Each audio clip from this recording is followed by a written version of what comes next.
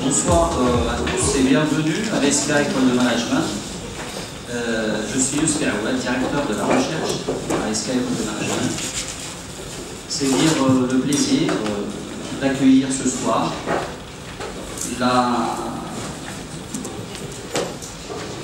l'édition 2015 du Digital Society Forum à Casablanca pour la première fois au Maroc. Cet atelier collaboratif fait partie en fait des activités de la chaire Grenoble École de Management Orange Digital Natives. Mesdames et messieurs, permettez-moi d'expliciter ou de partager avec vous au moins 3 raisons qui motivent mon enthousiasme ce soir. La première, c'est que cet atelier coïncide avec la célébration du 15e anniversaire du partenariat Grenoble École de Management et ESCA École de Management. En 2000, ce fut le lancement du premier programme diplômant Format Geste qui visait à accompagner les salariés au passage cadre dans les PME marocaines. Et depuis, beaucoup d'eau a coulé sous le pont et le partenariat et la relation Grenoble École de Management et ESCA s'est beaucoup diversifié, intensifié pour couvrir des domaines aussi variés de la collaboration académique, tels que l'échange des étudiants, des professeurs, des formations diplômantes ou diplômantes, et de la recherche, bien évidemment. Et justement, l'atelier de ce soir pourrait être une illustration de cette collaboration pour créer la synergie que nous devons tous réaliser pour articuler le monde des savoirs, la recherche, la contribution intellectuelle en général et la société humaine dans laquelle nous partageons. La deuxième raison, c'est que le sujet qui sera débattu ce soir est conforme à notre politique de recherche parce qu'il est à la fois en termes de contribution intellectuelle et de savoir au service de notre environnement socio-économique et parce qu'il est conforme, bien évidemment, à l'expertise et aux compétences de nos chercheurs. Troisième raison, et non des moindres, c'est que ce soir nous avons pu bien sûr réunir un panel d'exception d'intervenants. Nous avons parmi nous Monsieur le président de l'université de Khaderiyat de Marrakech, M. Aboutif Meraoui. Nous avons également parmi nous des personnalités, des intervenants de très haut niveau que tout à l'heure mon collègue Jeanne Fouad va présenter. En fait, nous apporterons tous des éclairages et des cryptages par rapport au sujet. Et bien évidemment, l'atelier de ce soir devrait être, et il est certainement, Monsieur Thierry est capable de le confirmer en présentant tout à l'heure le concept du Digital Society Forum.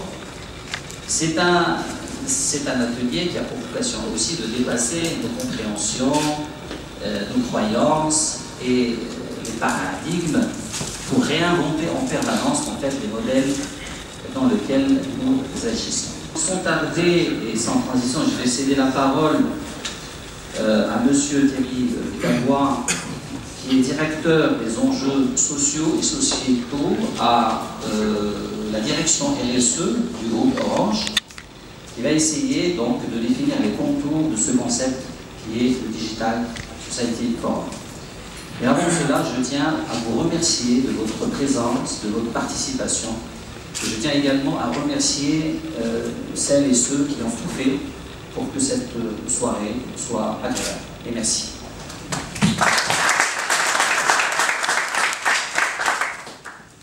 C'est la première fois que, grâce à l'ESCA et à l'école de management Grenoble, on peut faire ce type d'atelier collaboratif ici, au Maroc, Casablanca, Donc je remercie tous les partenaires avec lesquels on a pu monter cet événement d'ores et déjà, parce que c'est pour moi quelque chose d'important. Alors qu'est-ce que c'est que le Digital Society Forum? L'idée au départ a été de se dire qu'il y avait beaucoup de prospectives sur l'impact du numérique sur nos vies. Demain, les smart cities, les objets connectés, etc. Mais en fait, il y avait assez peu de retours d'expérience sur ce que le digital transforme aujourd'hui, ici et maintenant, et qui est déjà visible, sur notre vivre et faire ensemble. Alors, ça touche tous les domaines. La parentalité a été impactée, les rapports sociaux ont été impactés, les nouvelles formes d'apprentissage, c'est l'appel de ce soir, ont été impactés. Mais le travail, l'économie collaborative qui arrive, la question de la vie privée, enfin tous ces thèmes sont des thèmes que l'on vit quotidiennement, au jour le jour, que des chercheurs, des cliniciens, des praticiens, des acteurs du domaine utilisent ou travaillent sur le sujet. Et ce qui est très intéressant, c'est de faire cette confrontation plurielle des différents points de vue. Alors comment ça marche, le Digital Society Forum en général? D'abord, on réunit une pluralité d'acteurs, des sociologues, des psychologues, des cliniciens, des praticiens, des acteurs du domaine, et on les fait réfléchir sur un sujet dont on sait qu'aujourd'hui, il y a déjà eu des effets transformateurs de société, de vivre ensemble, ou de faire ensemble, qui ont eu lieu avec le numérique. Alors le numérique n'est pas toujours la cause. Si je prends l'exemple de la parentalité, il est clair que le numérique est venu s'ajouter à d'autres éléments qui avaient de fait transformé la parentalité. Mais le numérique est transverse à tout un ensemble d'activités. C'est pas une matière en elle-même, elle est transversale. Et donc, on essaye de créer un dossier comme ça, un petit peu pluriel, avec des points de vue qui peuvent être différents d'ailleurs, d'une spécialité à une autre, mais ça, c'est pas grave. Ce qui est important, c'est de donner à voir et de donner à tout à chacun la possibilité d'un pas de recul face à son vivre numérique. Ce travail est mis en ligne sur un site web, et ensuite, on le complète par un petit déjeuner, la plupart du temps avec Stéphane Richard, qui est le président d'Orange, autour de ces questions-là, de manière à confronter aussi dans une relation réelle ces questions-là. Mais plus important, et c'est peut-être la différence de ce qu'on fait par rapport à ce que d'autres acteurs peuvent faire sur le domaine, c'est qu'il nous paraît essentiel de confronter en fait ces points de vue, qui peuvent être des points de vue académiques, des points de vue praticiens, etc., avec l'expérience de chacun. Dans ce monde qui est un monde qui change, qui est en mouvement, etc., on a tous un ressenti, on a tous un vécu, on a tous une expérience. Et cette expérience et cette parole, elle vaut autant pour moi que la vision plus académique, plus théoricienne sur le sujet. C'est l'objectif de ce genre d'atelier. Alors, ces ateliers, c'est pas juste pour s'amuser, et l'idée c'est que vous allez travailler ce soir. Puisque, en fait, ce que vous allez, et c'est pas moi qui vais vous expliquer comment ça va fonctionner, c'est déjà mal, mais la manière dont vous allez travailler va être reprise par rapport à ce qu'on a pu déjà écrire et déjà faire sur le sujet pour le compléter. Encore une fois, on est dans un monde en mouvement. Il n'y a pas de choses figées aujourd'hui. Et puis, on n'est pas les uns contre les autres, il n'y a pas d'ancienne vision, nouvelle vision, il y a une complémentarité. Et ce qui est important, c'est d'avoir cette pluralité de points de vue. Donc je suis très content d'avoir une diversité de personnalités autour de la pièce. Vous êtes les personnes importantes ce soir. Germain, je te laisse la place, tu vas expliquer un petit peu le déroulant. J'en reviendrai un petit peu plus tard. Vous avez mis vraiment une contribution aujourd'hui, et donc j'espère que vous allez être très actifs, et je vous remercie de votre présence. On sera payé. Monsieur Taban, on sera payé pour nos idées. Ah non, on est dans le collaboratif. C'est une très bonne question. Je vais quand même y répondre. Je plaisante. Je sais que vous plaisantez. Mais vous aviez dit de toute façon que vous seriez très actif tout à l'heure quand on en a parlé. Mais il y a un point qui est important. Bien sûr, le travail pour Orange. Je ne vais pas mentir. Ce qui, moi, me paraît important, c'est que chaque partie prenante, ici, il y a, je pense, des gens qui sont dans des secteurs économiques, il y a des étudiants, il y a peut-être des acteurs d'associations qui sont là, que chacun ressorte avec ce que moi j'appelle un supplément d'âme. C'est-à-dire que c'est bien dans la confrontation avec des personnes différentes, et ça sera un des thèmes certainement qui sera abordé aujourd'hui, que l'on crée ces conditions d'innovation et d'évolution de notre vision sur cette transformation numérique. Donc, quelque part, non, vous serez rémunéré par ce que vous aurez vous-même appris de l'échange avec les autres. Voilà. Jamal, je laisse sa place. En espérant qu'on fasse le tour du Maroc et de l'Afrique éventuellement pour s'entraîner avec l'évolution de la révolution digitale dans ce qui se suit. Voilà. Je commencerai par faire l'horoscope de nos invités et comme ça vous donnerait l'occasion de mieux les connaître et de mieux positionner les questions de façon très concrète. C'est Abdelatif Miraoui. Merci d'être venu. Il est docteur en sciences pour l'ingénieur de l'Université de Franche-Comté et également président de notre notable et notoire université Qadi Ayad, entre autres responsabilités de haute direction auparavant. Il a été vice-président chargé de la recherche à l'UDMT et directeur de formation d'ingénieur spécialisé en génie électrique et système de commande. Responsable du master de recherche énergie électrique à l'UDMT, master système embarqué de l'énergie, un programme développé conjointement avec l'université Henri Poincaré et l'Institut de Polytechnique. Il trouve quand même le temps de mener des recherches aussi. Concernant le traitement et la gestion de l'énergie, smart grids, l'énergie renouvelable, et ainsi que la modélisation et l'optimisation des chaînes de réaction. Il a encadré des thèses et publié une carrière d'articles scientifiques. Il exerce également plusieurs responsabilités scientifiques, d'édition, fait partie de plusieurs comités scientifiques, journaux, congrès internationaux. Il est réviseur également de plusieurs revues telles que AEI. Et vous êtes membre du Collège des professeurs, Comité national des universités en France, and senior member de la fameuse société savante américaine IEEE. En 2004, vous avez été honoré par l'Université de Transylvanie de Brasov, et en 2007, vous avez été nommé chevalier dans l'ordre des palmes académiques par le ministère. Malgré toutes ces responsabilités, Dr Miraoui a trouvé le temps d'être parmi nous ce soir. So it's great to have you.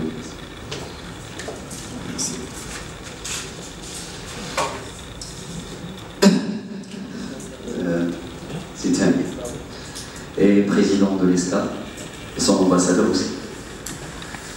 Et un établissement qui est devenu, par la force du travail, la détermination et les références en matière de formation des futurs managers, décideurs, et une formation axée sur l'entrepreneuriat et le leadership également.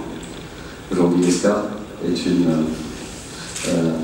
au sommet de la Ligue, la première business school en Afrique, et quatrième de façon consécutive, qui démontre le travail régulier, constant, et la volonté d'amélioration.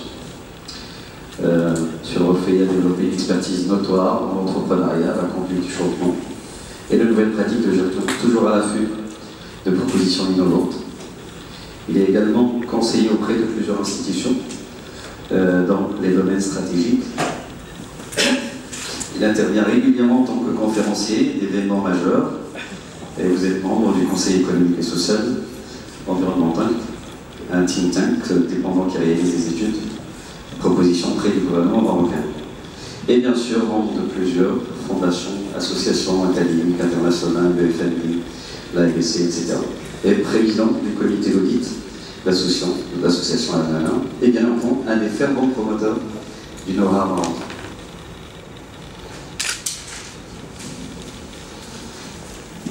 Monsieur Renaud Corou est docteur ingénieur de l'INPG. Il a fondé en 88 et dirigé pendant 10 ans la MSI de Grenoble, un partenaire qui nous est très cher, qu'on va célébrer dans quelques jours. Et il est actuellement titulaire de la chaire de Grenoble École de Management, Orange, Digital Natives, et qui a pour vocation d'étudier la culture digitale et d'analyser les usages ainsi que les conséquences en termes d'expérience client, de relations clients, les pratiques culturelles du numérique, et modèles économiques et managériaux. Après un début de carrière à l'international, il a été en charge de l'informatisation des services commerciaux, des ambassades de France, d'Europe, de l'Est et en ex-URSS. Au sein de nombreuses institutions, il a participé à des travaux visant à mieux appréhender les problématiques de compétences nécessaires au déploiement du numérique. Et depuis sa création par la CCI en Grenoble, a érigé le management de la technologie de l'innovation comme l'un des piliers majeurs de cette institution. Figurant parmi les très grandes business schools, aujourd'hui, Grenoble École de Management compte près de 50 programmes de formation nationale et internationale qui va dans tous les programmes jusqu'au doctorat au sein des 4 écoles regroupées, l'ESC entre autres. Et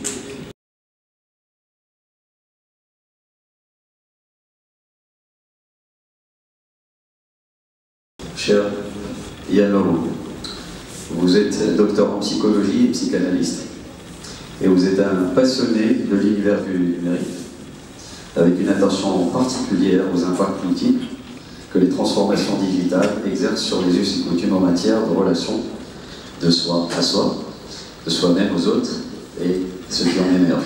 Vos intérêts de recherche vont du game aux réseaux sociaux, en passant par les blogs. Vous considérez que les matières numériques sont autant de possibilités du travail psychique. Et Dieu sait combien on a besoin de mieux comprendre ce qui se passe au niveau de notre neuronal.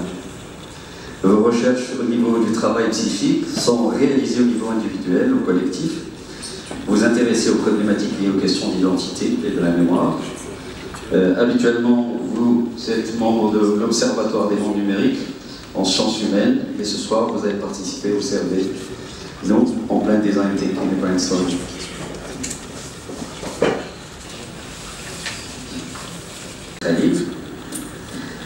Vous êtes professeur de sociologie à la faculté des lettres et des sciences humaines de l'université Hassan II. Vous avez soutenu une thèse sur la socio-anthropologie, sur les transformations culturelles et religieuses à travers la migration à l'université des sciences et techniques. Vos intérêts de recherche sont multiples: la culture, les arts, le temps, l'espace, l'exclusion, l'immigration, la précarité, la violence, les handicaps. Vous êtes également un passionné du théâtre et de la musique. Et vous avez animé l'atelier de recherche théâtrale et musicale pendant longtemps.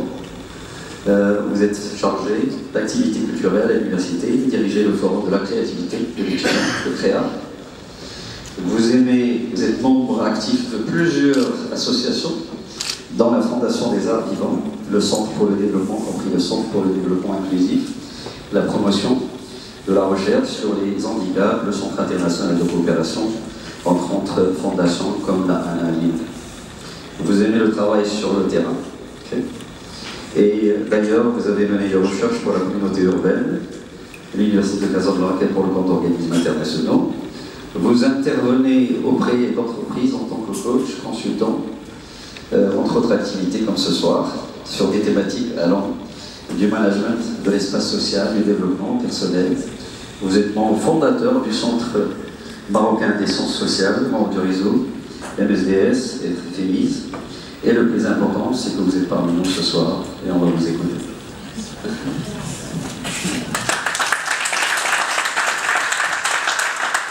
Profiter de ce moment pour essayer de se réunir.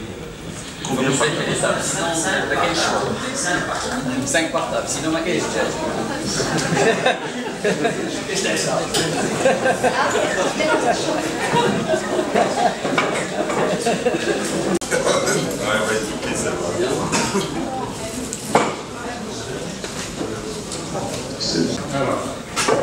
Merci pour ces mots gentils. C'est aussi une contrainte, ça veut dire qu'il faudrait dire quelque chose d'intéressant, j'espère.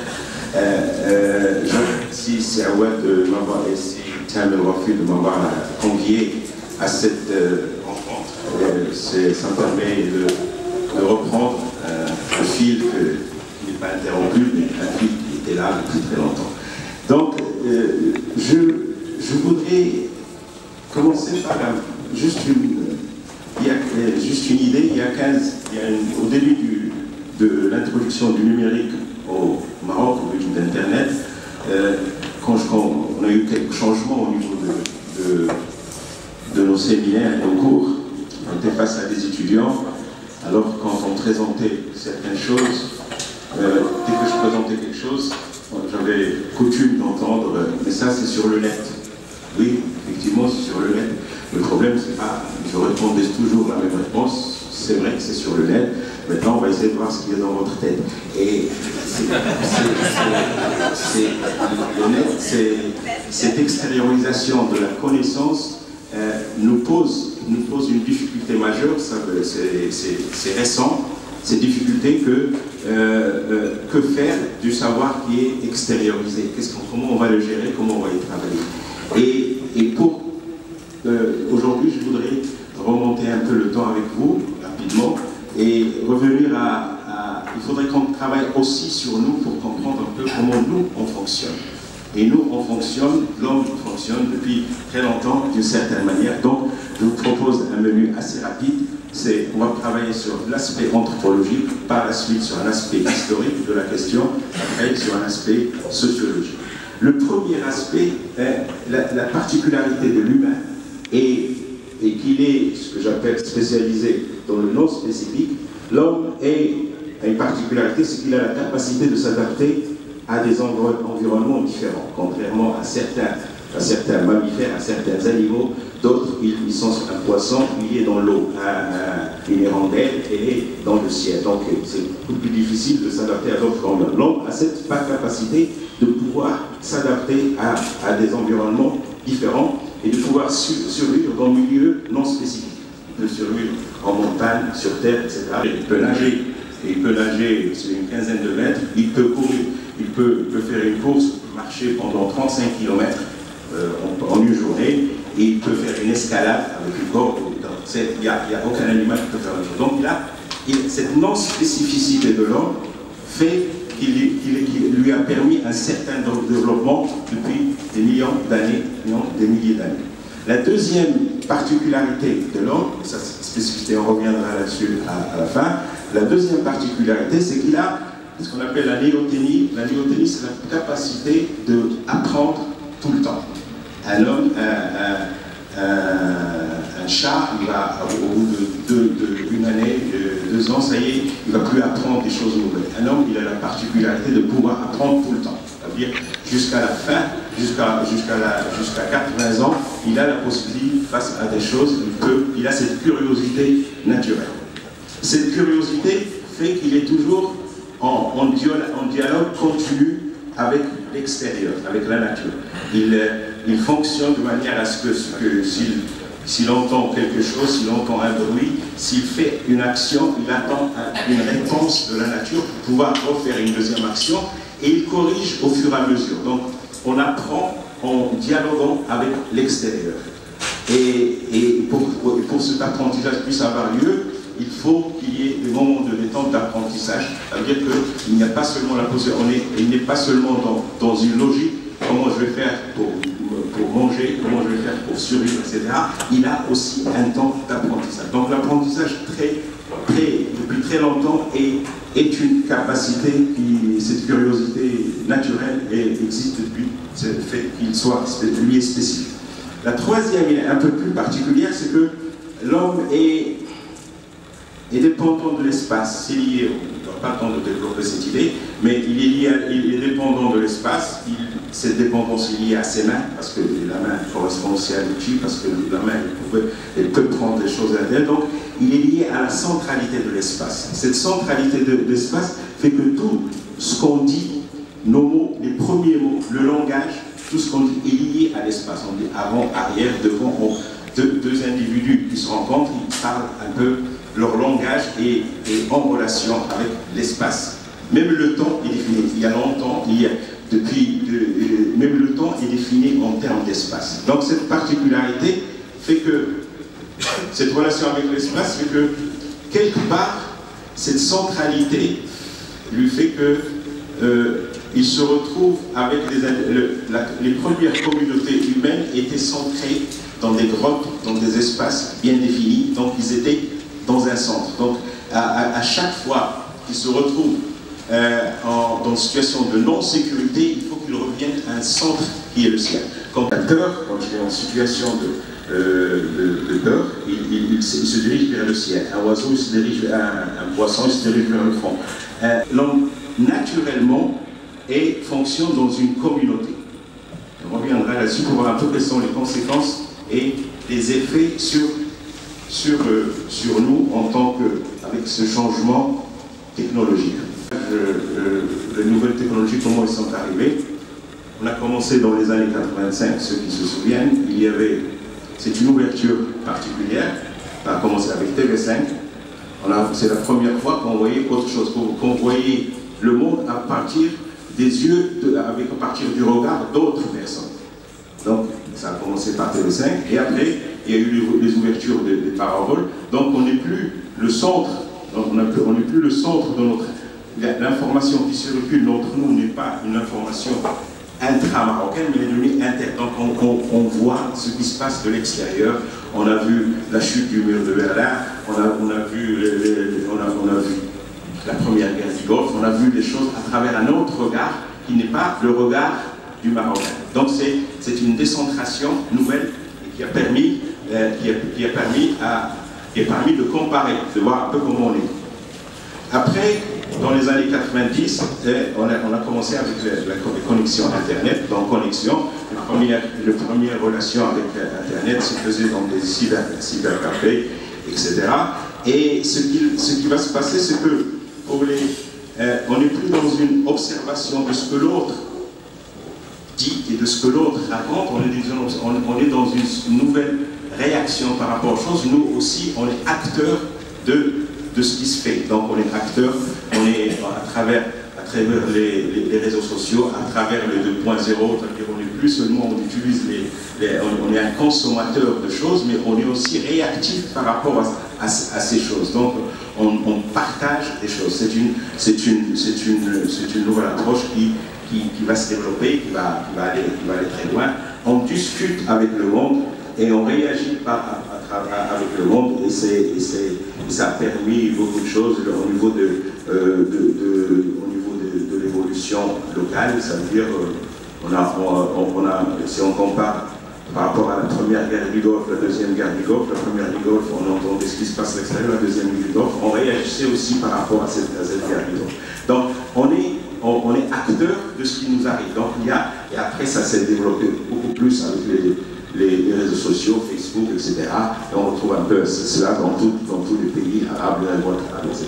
Donc on n'est plus consommateur, on est actif. Tout le monde maintenant est connecté. Donc on est en réseau tout le temps. On passe le téléphone 3G, maintenant on est au 4G. Donc on est à tout moment en face. On a la possibilité d'avoir un autre point de vue, et on a la possibilité aussi de réagir par rapport à ce qui se passe. Voilà un peu sur le côté historique.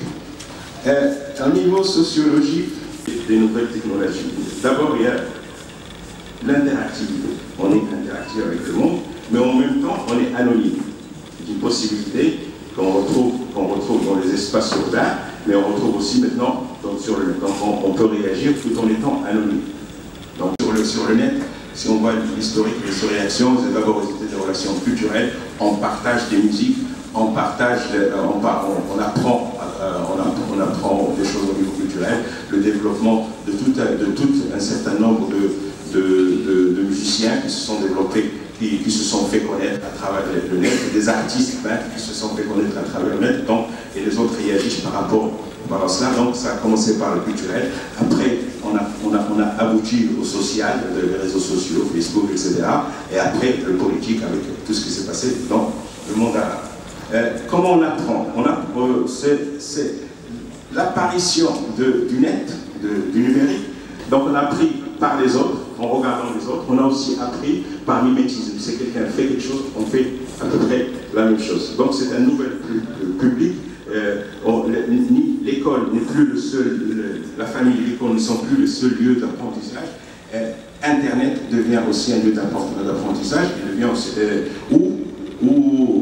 qui est pratiquement, qui n'est pas maîtrisable. Tout peut arriver. Donc, cette notion, comment ça se fait? Ça se fait selon quelques règles. Première règle, c'est le besoin d'approbation, on apprend avec ceux qui sont comme nous. Je partage Facebook avec des gens qui sont comme nous. Je ne partage pas avec des autres qui sont différents. Donc j'ai besoin, un individu a besoin d'avoir les mêmes, ça veut dire c'est comme si c'est lui-même qui est à l'extérieur. J'ai besoin d'avoir les personnes qui sont comme moi pour travailler avec eux. Et on a besoin, on a ce besoin-là parce qu'on a besoin de certitude. Ça veut dire que j'ai besoin que les autres soient comme moi, parce que s'ils sont comme moi, ce que je dis correspond à une certaine réalité. Donc il y a une pression de conformité, donc il y a une sorte de danger, c'est qu'on risque de se retrouver qu'avec les mêmes que soi-même. Donc c'est une difficulté. Donc ce champ virtuel fonctionne comment? Il fonctionne un peu comme fonctionnent les adolescents quelque part. Il y a une logique de phénomène de monde. Je suis avec les qui est en train de s'installer. On trouve des lieux, on cherche de trouver des lieux, des liens. On s'informe sur les autres. Les actions, c'est monter des actions avec l'autre, partager, aimer. Ça fonctionne sur un rythme binaire. J'aime pas. Commenter, suivre. Donc on partage les objets, mais avec une communauté très réduite. Quelles sont les conséquences de tout cet ensemble? Excusez-moi,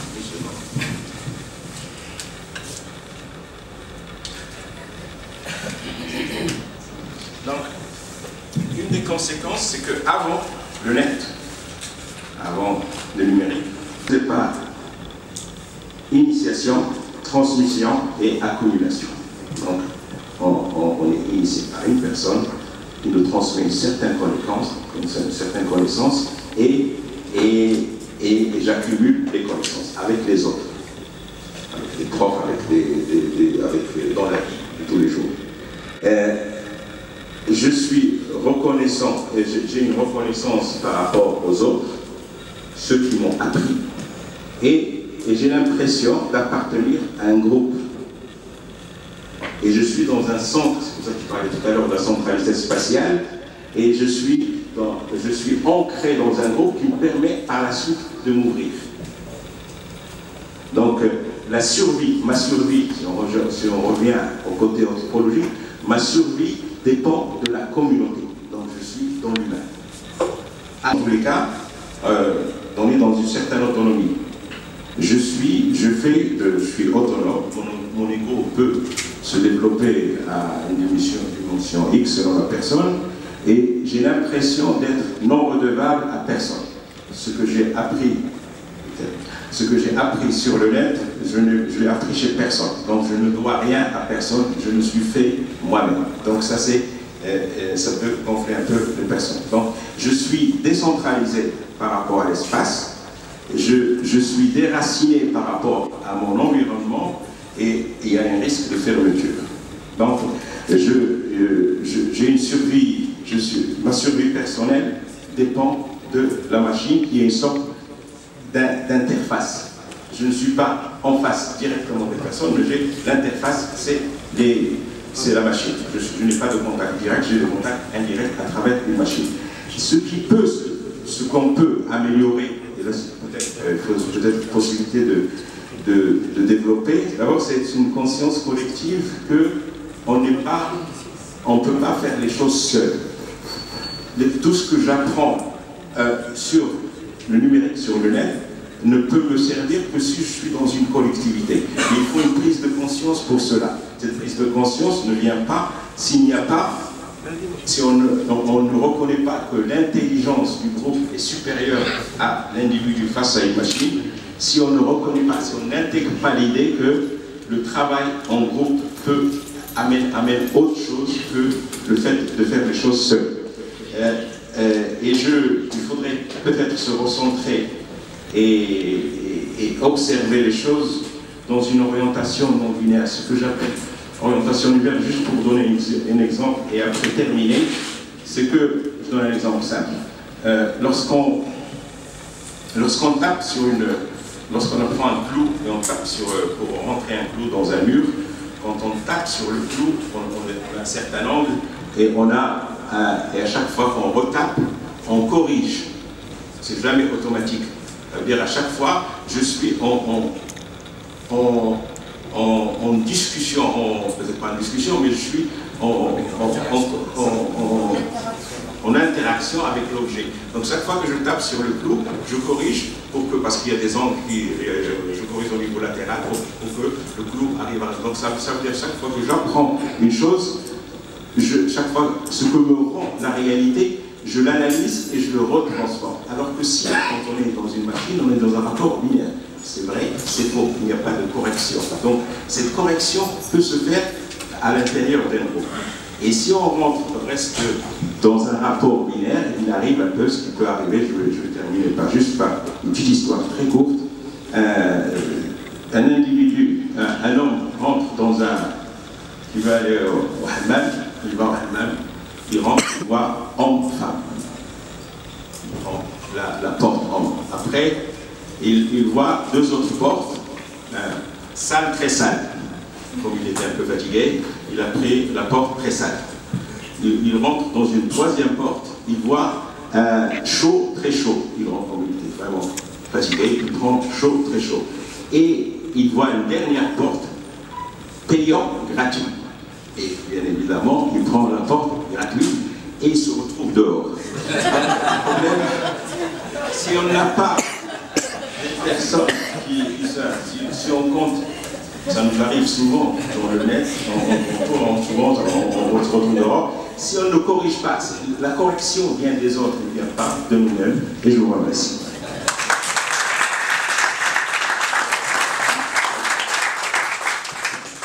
Merci beaucoup pour ce témoignage très enrichissant.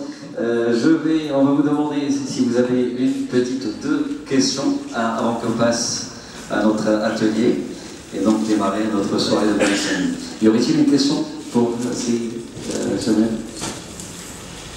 Une ou deux questions? Question dans la salle? Non? Vous avez effrayé? Je leur ai dit la première question, c'est toujours pareil. Moi j'ai une première remarque, puis j'ai des questions à poser, donc je prends le flanc, je suis désolé. Sur le Hana? J'adore, tout à fait.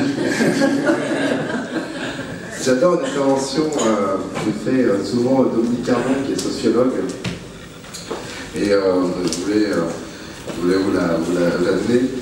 Il dit « Mesurer l'effet des technologies sur les performances scolaires, c'est à coup sûr ne rien trouver ». C'est-à-dire qu'en fait, dans toute cette histoire, c'est totalement complémentaire à ce que vous avez dit, c'est que si on prend la question d'un point de vue technologique, on est sûr de se planter. Mettre des tableaux blancs, des iPads, etc., dans les écoles, etc., c'est pas ça qui va changer cette façon d'apprendre. Comme vous l'avez très bien décrit, et je pense que c'est un des éléments importants de la soirée, c'est que on a l'expression qui est de dire il faut mixer l'URL à l'IRL. L'IRL, c'est in real life. C'est-à-dire que finalement, on en revient à des basiques, Piaget, la pédagogie inversée, etc. D'ailleurs, à ce titre, il y a le cas de Los Angeles, qui a vu qu'il avait fait une tentative avec Apple en mettant beaucoup d'iPad dans les écoles. Le résultat en termes d'avancée pédagogique, ça a été zéro. Donc ça, il faut que vous l'ayez quand même en tête dans les débats de ce soir. Et alors j'avais une question complémentaire quand même, et j'espère qu'il y en aura d'autres dans la salle, mais l'ouverture à la différence, l'essai-erreur, toutes ces questions-là, le learning by doing, on a quand même pendant très longtemps valorisé une sorte d'apprentissage par le déductif. Là on retrouve des questions intuitives, au sens où l'innovation part de l'intuition. Qu'est-ce que vous en pensez? Et ensuite on passera à ça. Donc c'est par rapport à le fait d'être descendant et aujourd'hui de devoir reprendre en complément d'autres façons d'apprendre qui ont quand même été très bien décrites sur ces nouvelles façons de faire qui sont quand même de l'ordre de la mixité, de l'altérité, de la relation aux autres, etc. Je pense qu'il y a une question d'isolement. Apprendre seul, ça nous isole. Et on a beau trouver tout, la la seule manière de s'en sortir quelque part, c'est de vérifier ce qu'on a appris. Si j'apprends, par exemple, sur la partition de musique de congrégation YouTube, énormément de choses par rapport à la musique, j'apprends une partition, tant que je ne l'ai pas validée en groupe, elle n'est pas bonne. Parce que ni la voix, ni le jeu de guitare, ni le jeu de basse, ne correspondent à quelque chose de réel tant qu'on n'est pas validé dans un groupe musique avec lequel on travaille, et tant qu'elle n'est pas encore validée par le public. Donc, je pense qu'on a une source, mais cette source, il faudrait partager avec les autres.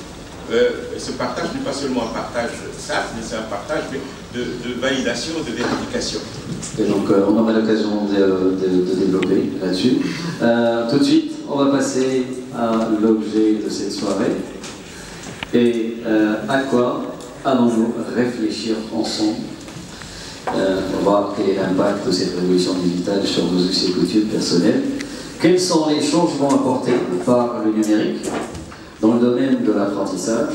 Comment mieux gérer ces changements dans notre vie au quotidien?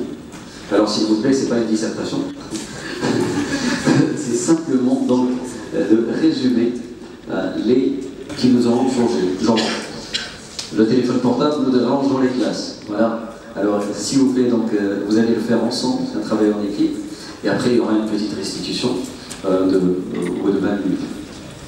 Voilà. Entre-temps, nos participants ils vont faire le tour en tant qu'observateurs, simplement pour voir, et ils vont faire une restitution juste après. 10 minutes. Comment 10 minutes, voilà, 10 minutes, s'il vous plaît.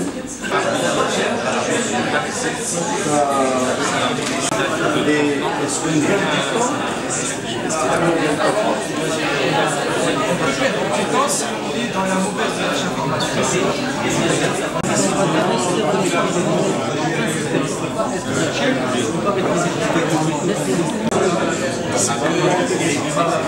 Est-ce qu'on est appelé en tant qu'enseignant?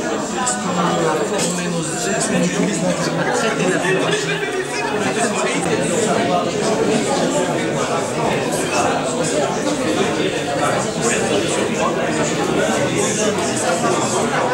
C'est la proximité. C'est-à-dire que là, on a un smartphone et on n'a pas besoin de se déplacer vers les supermarchés pour chercher l'information.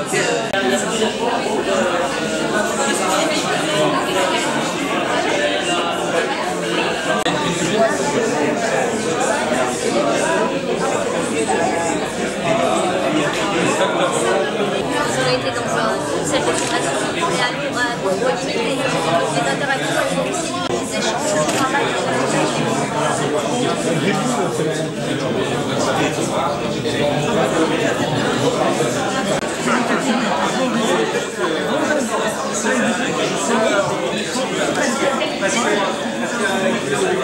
C'est l'éclatement géographique et temporel de la notion d'apprentissage, c'est-à-dire qu'il y a une meilleure accessibilité à l'apprentissage. On peut en fait construire un parcours de formation quand on veut, où on veut.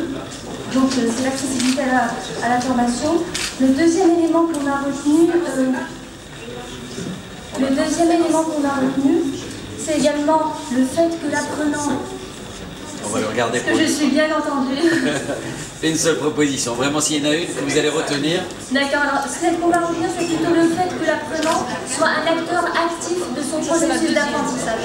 En clair. C'est très important pour moi. Vous avez le monde qu'on peut utiliser pour construire ensemble un certain savoir. Très bien, c'était parfait. Bon, donnez-moi le texte.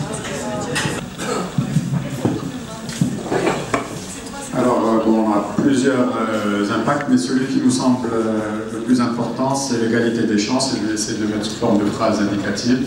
C'est qu'aujourd'hui, à tout moment, une personne qui pouvait être considérée comme ayant raté ses études peut reprendre à tout moment et se former à nouveau. L'apprentissage accessible à tout le monde. Super. Alors, l'enseignant est un animateur de séance et n'est plus un donateur de savoir. Facilitateur.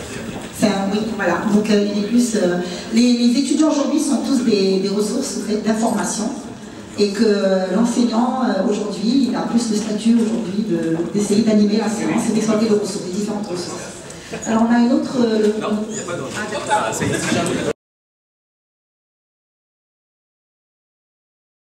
Le plus grand est la proximité ou l'impact du digital sur la relation professeur-étudiant. Donc la relation entre le professeur et l'étudiant n'est plus ce que c'était avant. Et voilà, l'effet du digital, c'est que ça a créé une proximité entre l'étudiant et le professeur. Alors pour nous, nous avons noté le rôle libérateur du numérique dans la transmission du savoir. C'est-à-dire que à travers le numérique, à la fois l'enseignant est libéré parce qu'il n'est plus celui qui apporte le savoir il est disponible sur le net, et aussi ça peut mobiliser, ça peut inciter l'élève, l'étudiant à chercher par lui-même. Voilà. Donc de façon concise, donc, ce serait quoi? Le numérique a un rôle libérateur dans la transmission du savoir. Vous avez noté un rôle libérateur dans la transmission du savoir. Excellent, merci beaucoup. Tant pour les professeurs que pour les étudiants. Exactement. Parfait, merci. Et en mobilité, mais Phrase déclarative, affirmative. Raison de l'indicatif. Le numérique permet absolument l'apprentissage et le switch vers d'autres, soi-disant, formules d'autonomie, formules d'apprentissage en autonomie et en mobilité, mais dans le e-learning. L'essence humaine tourne chaque période de temps et avec la connexion et tout, donc ça permet plus de recherche. Exactement. Merci. Proposer un changement positif. On a décidé d'être un peu à contre-courant. Le numérique nous a fait passer d'un apprentissage à base de support physique à un apprentissage à base de support dématérialisé. Les supports physiques sont fiables comme un éditeur ou un journaliste, alors que les supports dématérialisés, ça peut s'apparenter souvent à une jungle. Comment on pourrait formuler ça dans une phrase en présent indicatif? Le numérique érode la crédibilité. Le numérique nous fait passer d'un support fiable à un support non vérifiable. Non crédible. Moins fiable. Non crédible. Il faut diminuer la fiabilité des supports. Voilà, diminuer la fiabilité des informations. Ça se pose énormément au niveau du journalisme aujourd'hui. C'est le problème du journalisme actuel. On est obligé de modifier cette forme d'apprentissage et de la rythmer avec de la vidéo, avec de l'échange, avec du débat et avec un petit peu quand même de partie théorique. On peut dire juste la phrase, je pense que le numérique a modifié nos formats d'apprentissage ou nos formes d'apprentissage. Il y a d'autres choses qui disent qu'il y a une augmentation de déficit d'attention. Chez les Américains, c'est attention deficit disorder. Voilà. Perte de valeur. On a parlé de crédibilité de l'information. Il y a aussi une dispersion. Enfin, tout est au même niveau. L'avis du professeur et l'avis du néophyte sur Internet sont au même niveau. Donc on a une perte de valeur, même au niveau dans les échanges, même au niveau de la langue. Par exemple, des échanges en français, on a une perte de niveau dans la façon de parler, dans la façon de communiquer. Donc c'est pas forcément tout le monde qui apprend. Le progrès il est individuel, il n'est pas nécessairement collectif. Bonjour, moi je voudrais juste rajouter une chose qui m'a paru très importante, c'est qu'on est passé de l'ère au manque d'informations ou une ressource limitée en information à une surabondance d'informations. Je trouve qu'il y a tellement de choses à avoir et à connaître sur le web. Il y a un risque d'être éparpillé. Voilà. Très bien. On passe du manque d'information à la surinformation. La l'ère de le numérique engendre une surinformation. De surinformation. Une surabondance. Une inflation. De contenu. Voilà. Infobésité, c'est voilà. Comment? Infobésité. nous voyons en quelque sorte un peu cette digitalisation comme un moyen, je dirais, de productivité ou un moyen qui va aider en gros l'être humain à s'émanciper, à évoluer, mais aussi nous le voyons comme un paramètre de déstabilisation. Je pense que ça a été dit vers la fin, en gros, trop d'informations et on sait plus ce qu'on fait. Il y a le côté, j'allais dire, sur lequel on ne s'est pas prononcé, qui est plutôt la fracture numérique. Il y a des gens qui ont accès au numérique avant qu'on se demande si le numérique est bon ou pas. Donc il y a des gens qui n'y ont pas accès. Puis, il y a, au niveau de l'apprentissage n'est pas équitable. Et vous pouvez le voir dans une université, je peux citer comme la mienne, mais la plupart des universités du culte, où on a une massification. En gros, dans un amphithéâtre qui prend 400 places, 500 places, on a 700, 800 personnes. Ils s'assoient tout derrière, ils ne voient pas bien, n'entendent pas bien, parce que la sonorisation n'est pas bonne. Et que finalement, au bout, il y a le professeur avec la craie. Ça existe encore dans tous les amphis, je pense que voilà, c'est encore le cas. Et l'étudiant ne recopie pas comme il faut, parce qu'il n'a pas bien lu, parce qu'il n'a pas, voilà, compris. Il recopie faux. Et voilà, la digitalisation, et certains l'ont dit, elle vient en quelque sorte un peu répondre à cette égalité de chance dans l'apprentissage. Ce n'est pas encore dans l'accès, c'est plutôt dans l'apprentissage. Et là, digitaliser un cours, ou alors, comme disent les Anglais, le mooker ou le clomer, le mot francophone c'est clomer, même si le MOOC va prendre sa place. Et donc, bien évidemment, on peut se dire, est-ce que, là, finalement, est-ce que l'étudiant va recevoir le même enseignement que tous les autres? Alors, vous pouvez remarquer, pour ceux qui sont encore frais qui viennent de sortir de l'université, il y a un professeur qui fait un cours, et puis il y a une pléthore d'autres professeurs qui font des travaux dirigés. Et les étudiants, ils vont toujours chez la star, ils veulent toujours aller chez le meilleur prof. On sait tout ça. On sait qu'il y a des profs qui sont meilleurs que d'autres, qui sont plus expressifs, qui sont plus artistes. Et donc on voit un certain nombre de balades dans les amphis, dans les universités, les gens se baladent. Donc finalement cette digitalisation permettra de compenser. Si l'équipe pédagogique se réunit, on va faire le cours, on va faire les travaux dirigés, on va faire même les travaux pratiques. C'est ce qu'on a commencé nous à faire dans notre université, de telle sorte de pouvoir rendre un peu équitable l'enseignement qu'on donne aux étudiants. C'est différent. Deux choses différentes. On peut donner, on a deux personnes, il y a un qui fait 1m80, puis un qui fait 1m50, et on va leur donner chacun un tabouret exactement le même, pour qu'ils puissent regarder au-dessus d'un mur. Donc on est équitable, on leur a donné les deux tabourets, mais en réalité, le petit, ça ne sert absolument à rien, et le grand, ça va le grandir davantage. Et donc,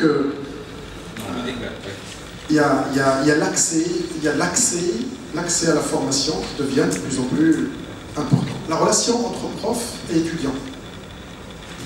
J'ai entendu que finalement, l'enseignant n'a plus la même valeur d'existence. Et c'est là où on se trompe. Alors peut-être dans l'enseignement primaire, dans l'enseignement secondaire, parce qu'on va former les gens à éventuellement transmettre les bases, les fondamentaux, et encore, ça évolue avec les sociétés. On le voit aujourd'hui. On voit aujourd'hui qu'il y a des fois des fractures dans les écoles parce que les enseignants eux-mêmes, ils ont une fracture avec eux-mêmes. Et on le voit encore même dans les universités, il y a des fois des profs qui n'osent pas toucher l'ordinateur, qui est complètement perdu. Non, non. Genre, là, des études qui ne sont pas technologues, qui ne sont pas sciences dures. En général, on est un peu plus perdu. Ils ont du mal à faire un PowerPoint, ils ont du mal à faire un Excel, donc il y a aussi tous les fractures.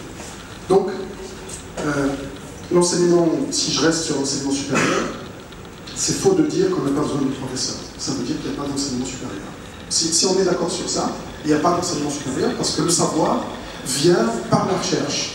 Et donc le professeur, il est censé normalement faire de la recherche, encadrer des thèses et sortir en quelque sorte un peu, j'allais dire, essorer ce travail de recherche pour essayer de le transmettre. Et souvent on dit, dans une thèse, dans un doctorat, le premier chapitre est un chapitre de l'état de l'art. Et le dernier chapitre, c'est, si on le dit en arabe, le mokh. Et donc logiquement, on devrait transférer, c'est le cerveau, enfin c'est plutôt le résultat de ton travail. Donc logiquement, on devrait faire un bon état de l'art et on devrait sortir les bons résultats pour essayer de les transférer vers l'enseignement. Et ça, on l'oublie souvent. Et donc, bien évidemment, autre chose que j'ai entendu aussi, que meilleures conditions de travail, à ça je suis tout à fait d'accord. On ne peut plus travailler comme avant. Et vous pouvez remarquer, si vous revenez, j'ai déjà eu le cas, je suis revenu à mes 2 premières années d'enseignement supérieur, et je suis revenu dans le même établissement, et j'ai vu des travaux pratiques que j'ai subis moi-même, exactement les mêmes. Et je suis dans un domaine de technologie, où on a les microprocesseurs, des trucs qui ont complètement changé. Et donc, on ne peut pas rabâcher la même chose pour tout le monde, tout le temps. Par contre, si on fait un MOOC, on est transparent. Si on fait un apprentissage avec le numérique, tout le monde va voir ce que le professeur fait. Et je crois qu'il y a beaucoup de monde aujourd'hui qui pense que l'avenir sera dans l'enseignement hybride. Les Américains, les Anglo-Saxons, ils sont en train de supprimer, les Américains en particulier, parce que les Anglais ne sont pas encore, ils sont en train de supprimer les amphithéâtres.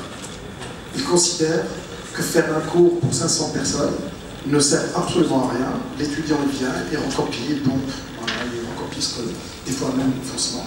Et qu'ils considèrent aujourd'hui que vaut mieux donner le cours sous forme vidéo, mais bien évidemment scénarisé. C'est pas simplement se mettre devant l'écran et puis faire. C'est scénarisé, comme si vous voulez faire un film.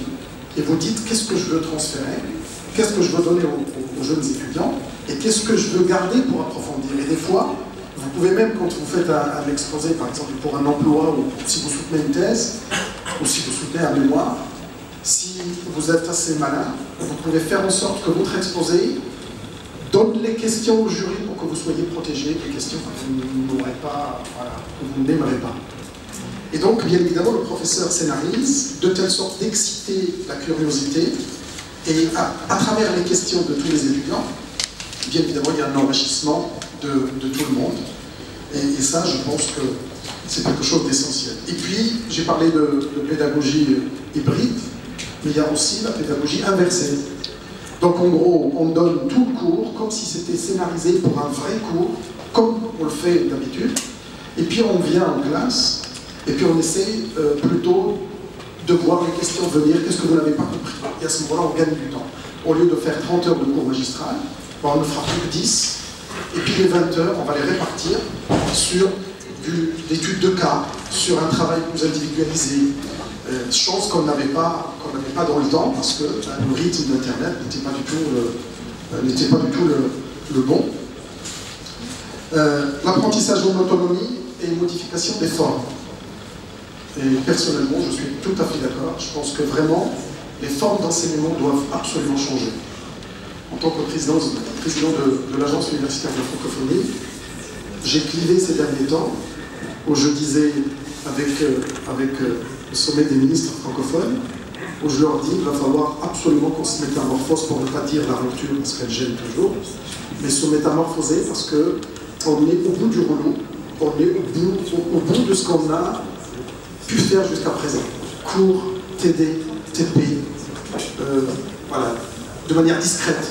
Je fais le cours et souvent je ne peux pas commencer les TD tout de suite parce qu'il faut attendre 2 ou 3 cours pour que je puisse bâtir sur quoi je vais faire les travaux dirigés. Et puis je commencerai les TP 4 semaines après parce que je ne peux pas démarrer les TP alors que les étudiants n'ont pas vu les cours. Qu'aujourd'hui, avec le numérique, avec la digitalisation, c'est tout le paradigme de pédagogie qui doit changer.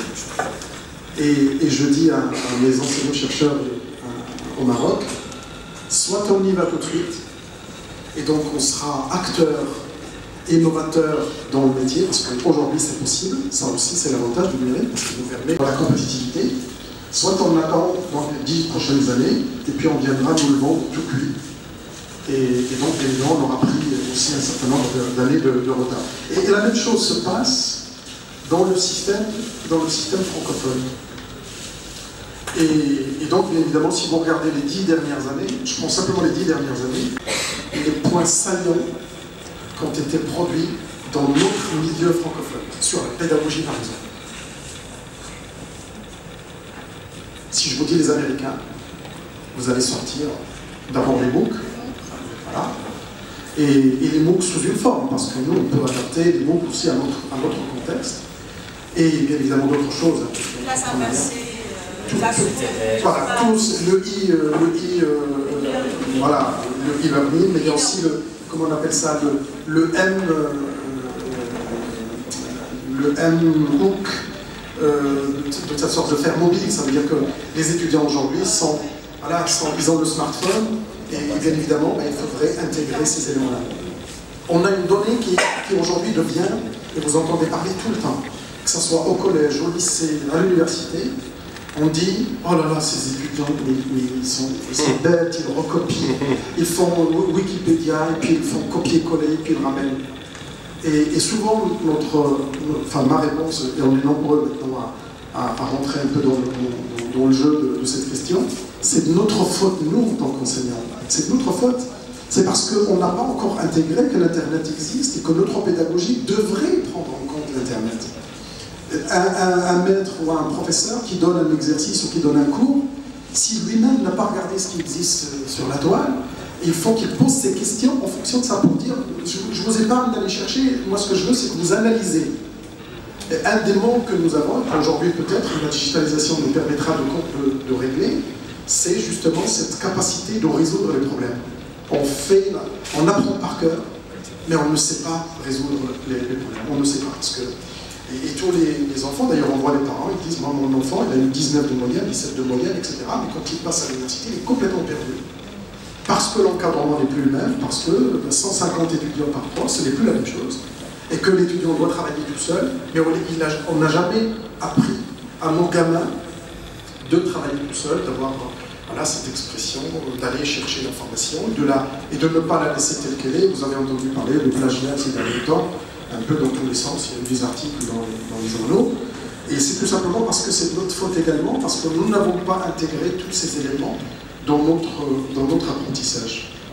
Alors bien évidemment, l'enseignant animateur plus que donateur de savoir, j'ai dit que je n'étais pas tout à fait, personnellement je ne suis pas tout à fait d'accord, sauf si on dit, il y a des enseignements qu'on appellerait de base, et à ce moment-là, on les confierait à des gens qui ont un niveau de Bac plus 4, Bac plus 5, et on leur dit de répéter ces cours-là. Mais on les a déjà conçus, on leur dit de les répéter.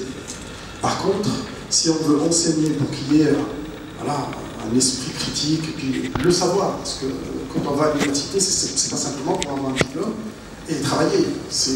On a un engagement de transférer le savoir. Et c'est pour ça qu'il y a la recherche, parce que justement, il faut initier des thématiques nouvelles qu'il faut transférer à la société, avoir l'esprit critique, comme ce qu'on a fait tout à l'heure. Le professeur a essayé de critiquer l'Internet pour essayer de voir finalement quels sont les paradigmes qui sont en train de changer. Alors l'auto-formation, bien sûr, c'est parce qu'il y a maintenant des cours vidéo, enfin en tout cas des mots qui existent partout. Et une anecdote, j'avais mon fils qui voulait aller passer un entretien. Et donc il me dit, papa, tu me fais la cravate. Et je lui dis, je ne sais pas faire la double nœud. Je lui dis, je sais faire simple nœud. J'ai jamais appris à faire le double nœud. Jusqu'à aujourd'hui d'ailleurs. Et donc il me dit, mais non, moi, il me faut absolument le double nœud parce que tous les étudiants sont en double nœud. Je lui dis, bah attends, j'ai demandé peut-être à un de mes collègues qui sait faire le double nœud, tu me la donnes, je te la fais. Et alors il m'a dit, bah non, c'est pas la peine. Il a regardé sur les vidéos. Voilà. Et il l'a fait, et il m'a dit, viens, je te montre comment faire le double nœud. Et donc, bien évidemment, ce sont des apprentissages. Mais il y a une autre question que j'ai discutée avec justement Citani, mais avec d'autres. On a un problème aujourd'hui, dans les pays du Sud, mais aussi dans les pays du Nord. Les métiers manuels commencent un peu à être des métiers, je dirais, délaissés. Ça recommence un peu en Allemagne et en Suisse, etc., parce que c'est très bien payé, parce qu'il y a une pénurie. Mais on a très peu d'artisans qui aujourd'hui vraiment ont bien appris le métier. Ils l'apprennent sur le tas. Et vous pouvez faire l'essai, pour ceux qui ont déjà des foyers. Vous allez chercher quelqu'un pour vous poser une porte, qu'elle soit en métal ou en bois. Et je vous assure qu'elle sera défendue tout le temps. Jamais dans le même niveau. Le carnage, c'est la même chose, etc. Et donc, par contre, aujourd'hui, on est vraiment devant un phénomène, et si on arrive à bien concevoir, si on arrive vraiment à bien traiter la question, on va aller faire des MOOC spécifiques pour dire « je fais, voilà comment il faut poser, voici comment il faut prendre le niveau, voilà comment il faut, etc. » Donc, on passe vraiment à quelque chose de considérable. Nous avons, et j'en profite, dans notre université Radelia, une des premières universités en Afrique qui a choisi la digitalisation. Clairement, et vous pouvez le lire dans les journaux, peut-être la télévision ce soir, parce qu'on a inauguré ça avec Microsoft hier. Et on a dit, on ne croit pas au e-learning du cours, on croit à l'hybride, à la pédagogie inversée. Parce que d'abord, voilà, c'est notre croyance, parce que nous ne croyons pas à ce que quelqu'un puisse apprendre tout un cycle complet tout seul. Il faut absolument qu'il y ait des gens qui, de temps en temps, viennent expliquer. Et puis, il y a des réticences, parce que c'est pas si évident que ça. Et d'ailleurs, on peut s'amuser, amusez-vous, à faire vous-même une séance de 5 minutes. De dire, tiens, je vais faire un petit cours, ou alors je vais m'exprimer devant. Vous avez maintenant des tablettes avec tout ce qu'il faut. Et puis, vous essayez de le faire, parce qu'il y a des logiciels. PowerPoint, d'ailleurs, vous pouvez l'avoir directement dessus. Et vous vous filmez pour faire 5 minutes de cours. Cours comme vous voulez. Et vous allez voir, c'est pas si évident que ça. Parce qu'il y a un peu la prévention, etc. Et je dis que c'est juste le début, parce que c'est l'expérience. Et j'avais des professeurs qui étaient réticents à l'université. Il y en a qui le sont toujours, d'ailleurs. Alors chacun donne un prétexte. Celui qui n'a pas envie de le faire, il dit « ce président est en train de privatiser l'université parce que l'État ne veut pas donner de poste, et donc il est en train de contourner le truc, etc. » C'est tous les discours de gauche ou d'extrême gauche, etc. Et que un des arguments que je donne, et d'ailleurs vous pouvez vous amuser quand vous êtes devant un amphi ou dans une conférence, vous allez voir qu'il y a beaucoup de gens, je suis persuadé que quelqu'un d'entre vous est en train de me filmer en direct, avec son smartphone ou avec sa tablette, et je dis au professeur, vous choisissez, moi je vous donne le choix de rentrer dans le studio, de scénariser, de venir cravater, bien rasé, et puis vous faites votre cours de manière, voilà, professeur de très haut niveau, et puis que votre cours va circuler dans le monde entier, mais vous l'avez choisi, vous avez millimétré votre image. Ou alors, vous le faites comme vous faites maintenant. Les étudiants vont filmer, d'ailleurs vous pouvez regarder sur YouTube, il y a des choses où vous allez vraiment mourir de rire, il y a des paires de professeurs dans l'amphi, dans le nez, dans tous les sens. Et bien évidemment, voilà une action pour le professeur. Et les conditions de... Encore une fois, je voudrais insister sur ce point, la digitalisation nous oblige à changer de paradigme, nous oblige à changer de méthode. Le cours TDTP est périmé. Alors, il y a quelque chose qu'on ne savait pas faire dans le temps, qui était très difficile, ça s'appelle l'apprentissage par projet. Plutôt adapté aux technologues, mais peut s'adapter aussi aux sciences humaines et sociales. En gros, on dit, si vous voulez expliquer un concept, il faut donner la théorie du concept, il faudrait donner l'application du concept, c'est-à-dire le cas pratique, l'étude de cas, et puis s'il y a des travaux pratiques, il faut les faire. Mais il faut les faire d'affilée, pour que le jeune puisse comprendre exactement le phénomène. Quand vous le faites au saccadé, ben, il aura oublié le cours, et il aura oublié les travaux dirigés, il aura oublié les travaux pratiques. Si on voulait faire ça avec une promotion de 500 personnes, c'est impossible. D'abord parce que le prof, on comptabilise des heures, je pense chez vous, s'il y a ça, cours, combien d'heures de cours, combien d'heures de travaux dirigés, la différence de paiement n'est pas la même, la différence de comptage dans le service n'est pas du tout le même. Donc on est coincé un peu dans un dogme qu'on a créé nous-mêmes et on n'arrive plus à nous en sortir. Alors par contre, on rentre dans le studio, on scénarise, et je dis, je sais pas moi, le théorème de Newton, je rentre, je l'explique de manière théorique, je dis, ben voilà, en une dimension, en deux dimensions, voici ce que ça donne, et voilà maintenant le cas pratique, et j'essaie de faire tomber, j'essaie de faire tout ce que je veux, et il y a quelque chose qui est extraordinaire, qui est en train de naître, et donc, nous, on a choisi dans notre université de faire ce pari, mais à côté de ça, ben, il faudrait créer, j'allais dire, la plateforme, la logistique, parce que vous ne pouvez pas faire ça. Alors l'idéal serait qu'un professeur vienne avec une tablette, qu'il rentre dans l'amphi, qu'il projette ce qu'il veut, que les étudiants puissent répondre, et qu'ensuite il peut gagner énormément de temps à j'allais dire, à aller dans le vif du sujet. Désolé si j'étais long, mais...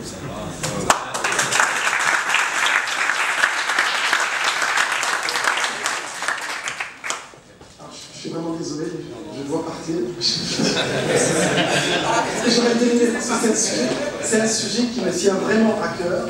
Et je pense que on n'a plus de questions à se poser. C'est parce que le numérique aujourd'hui, de toute façon, on le subit. Parce que voilà, c'est comme si vous dites une centrale nucléaire qui existe en Espagne.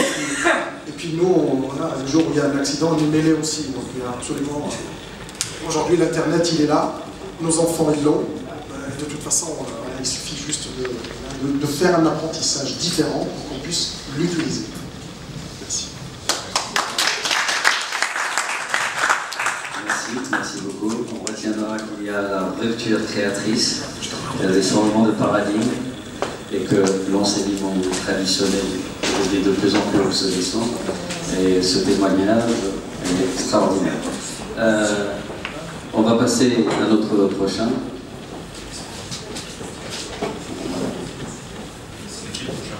Alors, monsieur Yann, vous voulez... Alors... Il y a des mots que j'ai entendus aujourd'hui qui vraiment me plaisent beaucoup et puis j'imagine qu'ils vont vous plaire aussi. J'ai entendu le mot... quel mot j'ai entendu? Colonisation. J'aime bien ce mot, colonisation. Le mot...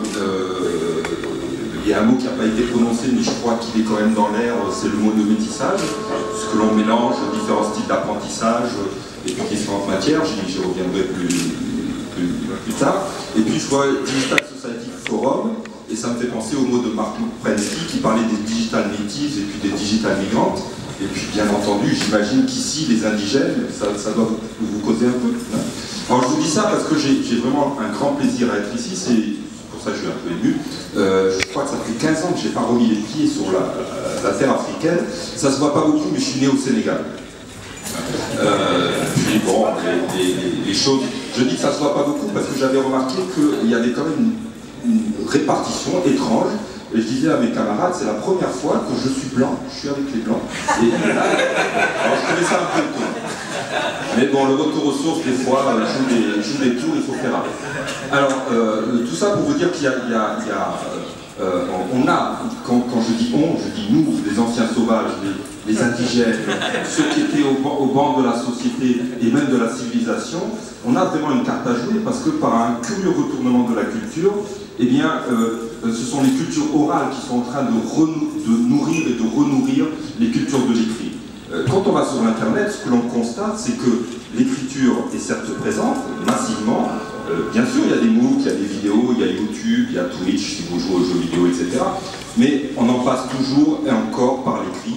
Mais c'est un écrit qui est particulier, ce n'est pas l'écrit académique qu'on a appris à l'école, c'est un écrit qui est oralisé. Vous le trouvez dans vos flux Facebook, où vous voyez mélanger aux mots de tous les jours, et bien des smileys ou des choses qui n'ont rien à voir avec l'écriture habituelle. D'où le mot de métissage. Donc on va le dire un peu comme ça, sur Internet, ou grâce à Internet, ou à cause d'Internet, oui, on est en train de traverser des métamorphoses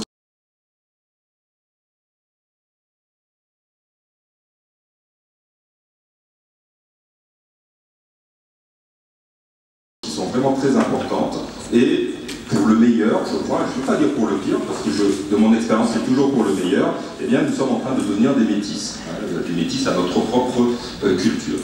Alors, il me semble ces transformations se font parce qu'on est au contact avec une nouvelle matière d'humanité. On en a connu d'autres avant le numérique. On a connu le tissu, qui a été une matière qui a été très importante dans l'histoire de l'humanité. On a eu bien entendu le papier, qui a permis de transmettre des connaissances et des savoirs par-delà les générations, et qui a mis de côté toute la culture de l'oralité. Et maintenant, on a une matière qui est numérique et qui a comme caractéristique d'être accessible partout. Les Américains disent anytime, anywhere. Bien sûr, si tu as tes 15 $ par mois pour les payer, si tu t'appelles Ousmane et que tu vis dans la banlieue de Pékin, ça va être un peu plus compliqué. Mais si tu as l'argent, tu peux accéder à l'Internet anytime, anywhere. Et donc au savoir et à toutes les merveilles du numérique. Donc c'est une matière qui est facilement accessible, c'est une matière qui est adaptable. Quand vous êtes sur Facebook, si vous ne voulez pas voir le flux de votre tante, comment comment s'appelle votre temps prochain, je sais pas, Suzanne, voilà, votre temps Suzanne, eh bien, vous pouvez la filtrer. Hein. De la même manière, si vous êtes un fou de psychanalyse et que vous voulez écrire un papier sur l'autisme et que vous ne voulez pas voir les fous d'à côté qui sont les thérapeutes cognitivistes, eh bien, vous filtrez la base de données et vous faites une revue de la littérature qui ne prenne en compte que les éléments qui vous intéressent. Donc ça, c'est une matière qui est archivable, hein, qui peut être conservée longtemps et transmise, mais de façon intégrale dans sa pureté originelle. Elle est aussi excessivement fragile. On a des manuscrits qui datent de plusieurs milliers d'années, ou des incunables qui ont plusieurs siècles. Si vous essayez de jouer à un jeu qui a été programmé au temps ancien du MS-DOS, vous aurez des problèmes pour lancer le jeu. Donc vous voyez, le numérique n'a pas que des aspects positifs. Alors c'est une introduction un peu longue, mais pour vous dire que dans les mots que j'ai entendus, je suis à peu près d'accord sur tout ce que j'ai pu croiser, puisque j'ai entendu parler de la place différente de l'écrit, du problème de l'attention. Là, il faudrait peut-être en discuter de façon un peu plus serrée. Il n'est pas certain que les adolescents ou les jeunes gens d'aujourd'hui aient une attention moins soutenue que leurs aînés. Je crois qu'on a vraiment un problème de génération, avec toute une génération de boomers qui est en place et qui regardent vraiment avec parfois mépris ou dédain ce que font leurs enfants et leurs petits-enfants, et qui oublient à quel point eux-mêmes avaient une attention qui était volatile. Je ne pense pas que les gens qui étaient à la Sorbonne du temps de Cohn-Bendit étaient d'une attention extrêmement soutenue devant les professeurs qui essayaient de leur donner des cours. Je crois qu'ils faisaient comme les adolescents, à la Sorbonne c'est pas des adolescents, mais comme les étudiants d'aujourd'hui, ils regardaient leurs copains et leurs copines d'à côté plutôt que de suivre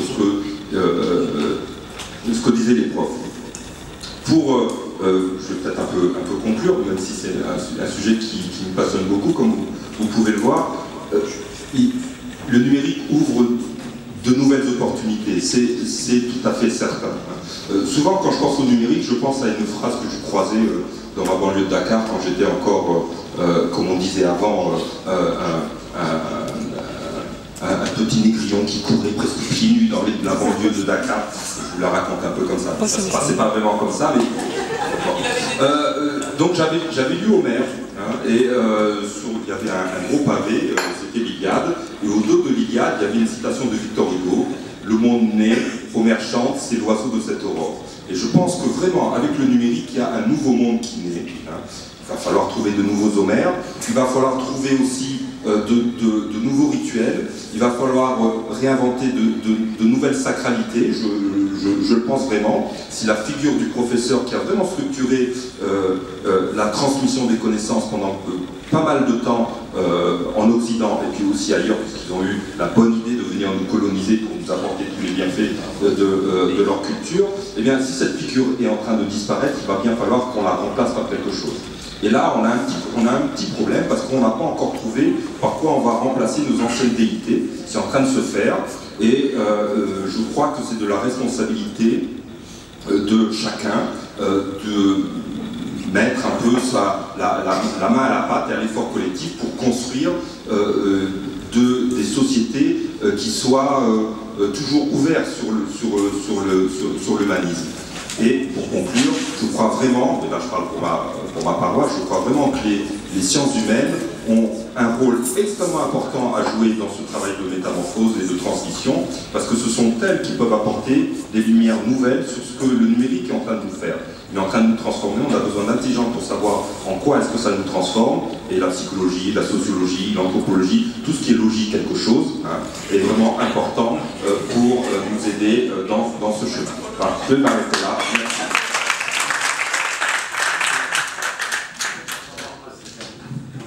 C'est vous. Bonsoir à tous, et pardonnez-moi de ne pas avoir l'occasion de vous dire à toutes et à tous bienvenue à Skype Management. Je suis ravi de l'ambiance et de la qualité de la réflexion que nous partageons ce soir dans le cadre de Digital Society Forum dans l'amphi 2010. Cet amphi s'appelle 2010 parce que il y a fort longtemps, ceux qui étaient une génération un peu ancienne imaginer que le Maroc et les entreprises marocaines disparaîtraient en 2010. Et en 2000, nous nous sommes dit, en faisant ce bâtiment, ce défi de 2010, il y a des gens qui croient qu'on n'aura plus rien, il va falloir que nous mettions 2010 sur cette porte. Si je parle de ça, c'est pour dire tout simplement que Internet, pour moi, et le numérique, change la relation parce qu'il change la relation au temps. Et si Yann finissait sur cette notion de redéfinition, je vais le dire dans mes propos, à ma manière, du lien social, du lien humain, de la reconstruction du groupe évoqué par Jamal Khalil, à quelle bande j'appartiens. Ce n'est plus la bande de Hawa, c'est plus la bande de mon quartier. Mais c'est le gars qui dit waouh, parce que tous ceux qui me suivent ont vu que mon dernier truc donne un résultat exceptionnel et quelque part, les bandes, les communautés ne sont plus celles que nous avions définies. Et je pense que ce qui est majeur pour l'apprentissage, comme changement pour nous, c'est véritablement cette notion de temps. Et ce que cela représente comme impact. Aujourd'hui, on est dans une logique où nous pouvons aller, on est dans du temps réel. Quand on n'est pas dans le temps réel, on est dans le quasi-temps réel. Et lorsque vous avez le contenu, il est partagé en un délai record. Et dans l'acquisition de l'apprentissage, il y a ce que j'appellerais moi ce qu'appelle Abdel Meraoui les fondamentaux, ce qu'il veut faire enseigner, par un enseignant qui répète, c'est-à-dire la capacité à construire un mode de raisonnement, la capacité à analyser, à regarder ce qui se passe autour de soi, la capacité à apprendre, parce que l'enjeu c'est d'apprendre à apprendre. Et il y a le fait que je peux moi-même très vite, en un délai très court, sélectionner ce que j'apprends, l'utiliser pour faire des sortes de plugins, pour constituer ce que j'appelle moi dans ma formulation, ma molécule d'acquisition. C'est-à-dire qu'avant on avait des apprentissages et on nous définissait des modèles d'apprentissage. Aujourd'hui chaque individu construit dans sa tête un apprentissage par une molécule complexe. Vous avez un noyau, c'est l'apprentissage de la méthodologie, de la connaissance, de la pensée critique, tout ce que vous voulez. Mais il y a tout ce qu'on va mettre autour. Et les besoins que nous avons les uns les autres ne sont pas les mêmes. Alors j'ai peut-être quelques éléments avant de conclure pour partager avec vous sur ce que je vois comme défi. En 2001, j'étais à l'université de Boston. L'université de Boston se trouve sur une très grande avenue à Boston. Vous avez des buildings géants de part et d'autre. Et j'étais dans une université de mass communication. Et j'étais avec le dean de cette université qui me disait je développe beaucoup de contenu avec mes étudiants, mais n'empêche mon contrat à la fin de cette année académique fait que je dois publier un ouvrage. Je lui dis, mais avec tout ce que tu fais aujourd'hui en dématérialisé, c'est énorme. Il me dit, non, non, non, if I don't publish, I will not be here next year. Je dis, but it's a way of publishing. Je dis, non, the provost needs a book. I have to deliver a book. Et je me rendais compte que ceux qui ont une souplesse plus importante dans leur culture que les nôtres avaient quand même des règles pour simplement matérialiser et garder et figer, cristalliser d'une certaine manière. Je suis convaincu qu'aujourd'hui, publier un ouvrage qui est sur le net, qui n'est pas en papier physique, est accepté comme une publication. D'ailleurs, nous, dans la contribution intellectuelle, ce sont des éléments que nous valorisons dans la production intellectuelle de nos enseignants. Mais c'est dire que ce shift très rapide, mais qui garde les fondamentaux, eh bien, on perd ce qui est physique, mais on garde la force de ce qui est dans le contenu. L'enseignant a aussi un changement de rôle parce que s'il ne sait pas, j'apprécie le groupe qui disait l'enseignant est libéré. S'il ne sait pas, l'enseignant est aujourd'hui libéré. Il a l'opportunité de dire je ne sais pas. Vous imaginez ce qu'apporte le numérique, cette liberté donnée à l'enseignant de dire je ne sais pas. Pourquoi? Parce que, à titre d'anecdote, il y a 5 ans, j'ai reçu quelques étudiants à Escale École de Management qui sont venus se plaindre d'un enseignant qui était au sein de l'école en me disant, monsieur, si on arrive vers vous, c'est que la situation est très grave. Et évidemment, quand les gens vous disent ça, ce sont très graves, vous avez besoin d'écouter, vous allez vous rendre compte souvent qu'elle n'est pas aussi grave que ça. Mais là, elle est réellement très grave parce qu'ils m'ont dit, monsieur, l'enseignant Tartampion du cours X nous a fait un cours de telle manière, et nous avons pris les slides et les phrases des slides du prof. Pendant qu'il faisait le cours, rentrait ces phrases, on s'est rendu compte qu'il a pompé les slides. Et donc, c'est dire que le plagiat, on ne vous le pardonne pas quand vous êtes étudiant. Mais aujourd'hui, on ne vous le pardonne nulle part à 360 degrés. Et on ne vous le pardonne pas lorsque vous êtes écrivain, lorsque vous êtes journaliste, lorsque vous êtes étudiant, lorsque vous êtes enseignant. C'est dire qu'on est dans une nouvelle ère où si le savoir va décupler en un délai record, l'originalité sera la seule reconnue. Donc notre contribution à apporter le savoir grâce au digital fera qu'à chaque fois, chaque individu doit apporter une valeur ajoutée supplémentaire. Je voudrais, avant de conclure, évoquer avec vous 2 autres éléments que cela apporte. Donc il y a la richesse, que je viens d'évoquer, par l'originalité, l'unicité, la pluralité, c'est qu'aujourd'hui, évidemment, on est dans une logique où les angles sur un même sujet sont différents et ça nous permet de confronter nos opinions. Et enfin, je voudrais parler de digital dans l'apprentissage dans des pays en émergence comme le Maroc. Je vais donner 2 illustrations très rapides. La première, vous savez qu'au Maroc, le Conseil supérieur de l'enseignement dont M. Miraoui est membre vient de présenter il y a 2 semaines au souverain un plan et une stratégie autour de l'enseignement. Une des choses qui m'a frappé moi, est très simple, c'est de dire qu'on va intégrer la langue anglaise au niveau de ce qu'on appelle la classe de 4e, l'équivalent du CM1 en France, donc 4e classe du primaire. Et on dit on va intégrer la langue anglaise et symboliquement on va démarrer l'anglais dès l'année prochaine, l'année académique prochaine. Et quand vous regardez, ma réaction est la suivante, c'est qu'ayant écouté cette assemblée de sages, j'ai eu l'occasion de dire à certains d'entre eux, vous êtes vieux, has-been, et vous fonctionnez face à une population aujourd'hui et des outils d'hier. Alors les gars évidemment sont un peu insultés, ils disent, mais tu te rends, qu'est-ce que tu m'as raconté? Je vais l'expliquer très simplement. Vous nous dites qu'on commence l'enseignement de l'anglais dans quelques écoles de l'année prochaine, et que le déploiement de la langue anglaise dans l'école primaire au Maroc se fera entre 2015 et 2025. Ça veut dire qu'en 10 ans, il y a des pauvres gamins, hop, ils seront balayés, ils vont apprendre l'anglais dans la Médina avec les touristes. Mais pas et donc la préoccupation, c'est de dire c'est votre changement de paradigme qui n'est pas bon. Ils me disent mais il faut le temps de former les profs. Je dis vous êtes foutus. L'anglais ne s'apprend pas avec l'ancienne méthode. Aujourd'hui, faisons un rêve. Est-ce que l'instituteur qui ne connaît pas l'anglais, est-ce que je peux lui faire apprendre l'anglais avec ses élèves dans une classe marocaine publique en même temps grâce au e-learning? Mais qu'est-ce que c'est merveilleux et quelle humilité de l'enseignant qui apprend en même temps que ses élèves.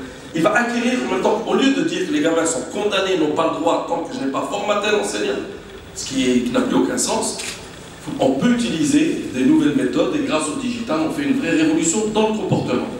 Je vais donner un deuxième exemple et ça sera ma conclusion. J'ai eu la chance de travailler au niveau du Conseil économique et social sur un rapport qui n'est pas encore publié mais qui le sera bientôt, sur la formation et l'apprentissage tout au long de la vie. J'ai eu beaucoup de mal à expliquer à mes confrères au sein du Conseil économique et social, au début, sauf 2 ou 3 d'entre eux, mais dans une assemblée, au début j'ai eu beaucoup de mal, il m'a fallu un peu de temps, mais j'ai réussi au bout d'un certain temps parce que je leur disais, il va falloir qu'on utilise des MOOC de manière décloisonnée dans plein de champs. Et dans leur regard, je lisais dans la bulle au-dessus de leur tête, il a l'air sympa, Samir Olfi, on le connaît, avec des idées novatrices, mais franchement, bon, il faut qu'on passe à autre chose. Et j'ai insisté à 2-3 séances dans les commissions et j'ai compris ce qu'il fallait pour pouvoir arriver à acquérir leur confiance. Et je l'ai acquise de la manière suivante en disant, je rêve de 3 choses. La première, c'est qu'un gars de mon quartier qui a quitté l'école au niveau du collège et qui est aujourd'hui mécanicien, je rêve de le voir à 45 ans ingénieur.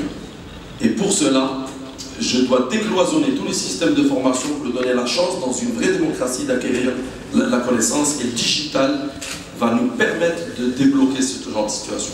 Deuxième illustration, je rêve de voir ce petit agriculteur qui a une vache dans un coin reculé du Maroc et qui a besoin de faire accoucher, mettre bas sa vache, et bien qu'il ne perde pas sa vache parce qu'il ne sait pas comment l'aider à mettre bas.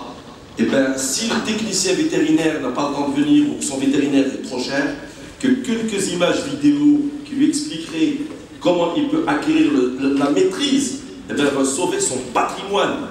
C'est son patrimoine qu'on sauvera, et c'est une acquisition, une courte expérience qu'on va bâtir. Et ça, ce n'est pas spécifique au Maroc, vous pouvez l'imaginer dans tous les pays en voie de développement.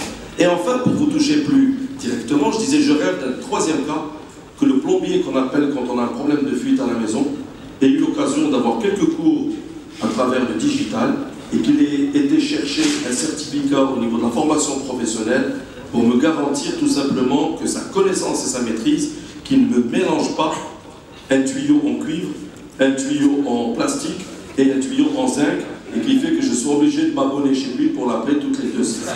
Je vous remercie. Merci pour ce témoignage.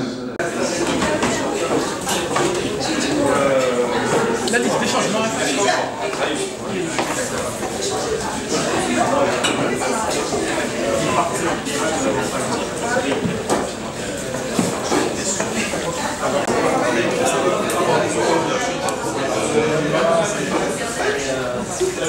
Si aujourd'hui j'ai une blague sur les médecins, je vous en choisissez un. Si par contre j'ai une blague sur les médecins,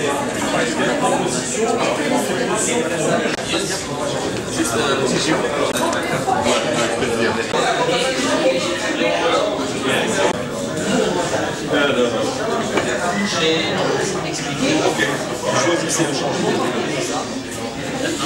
Et après, il faut juste oublier qui est concerné par une proposition. On a envie qu'il y ait telle chose qui soit faite. Si ça concerne. Mais pour la proposition, il vaut mieux choisir un verbe d'action. Oui, oui, bien sûr. Comme ça, on sait ce qu'il faut changer. Connecté, donner le contenu qui arrive.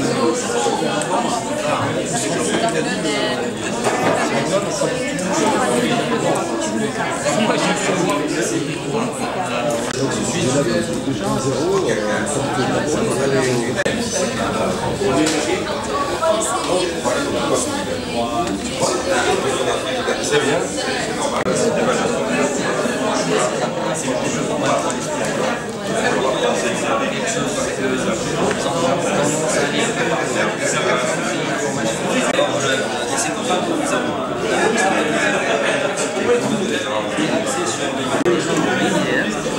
Ça ne voit pas la Fidel Castro.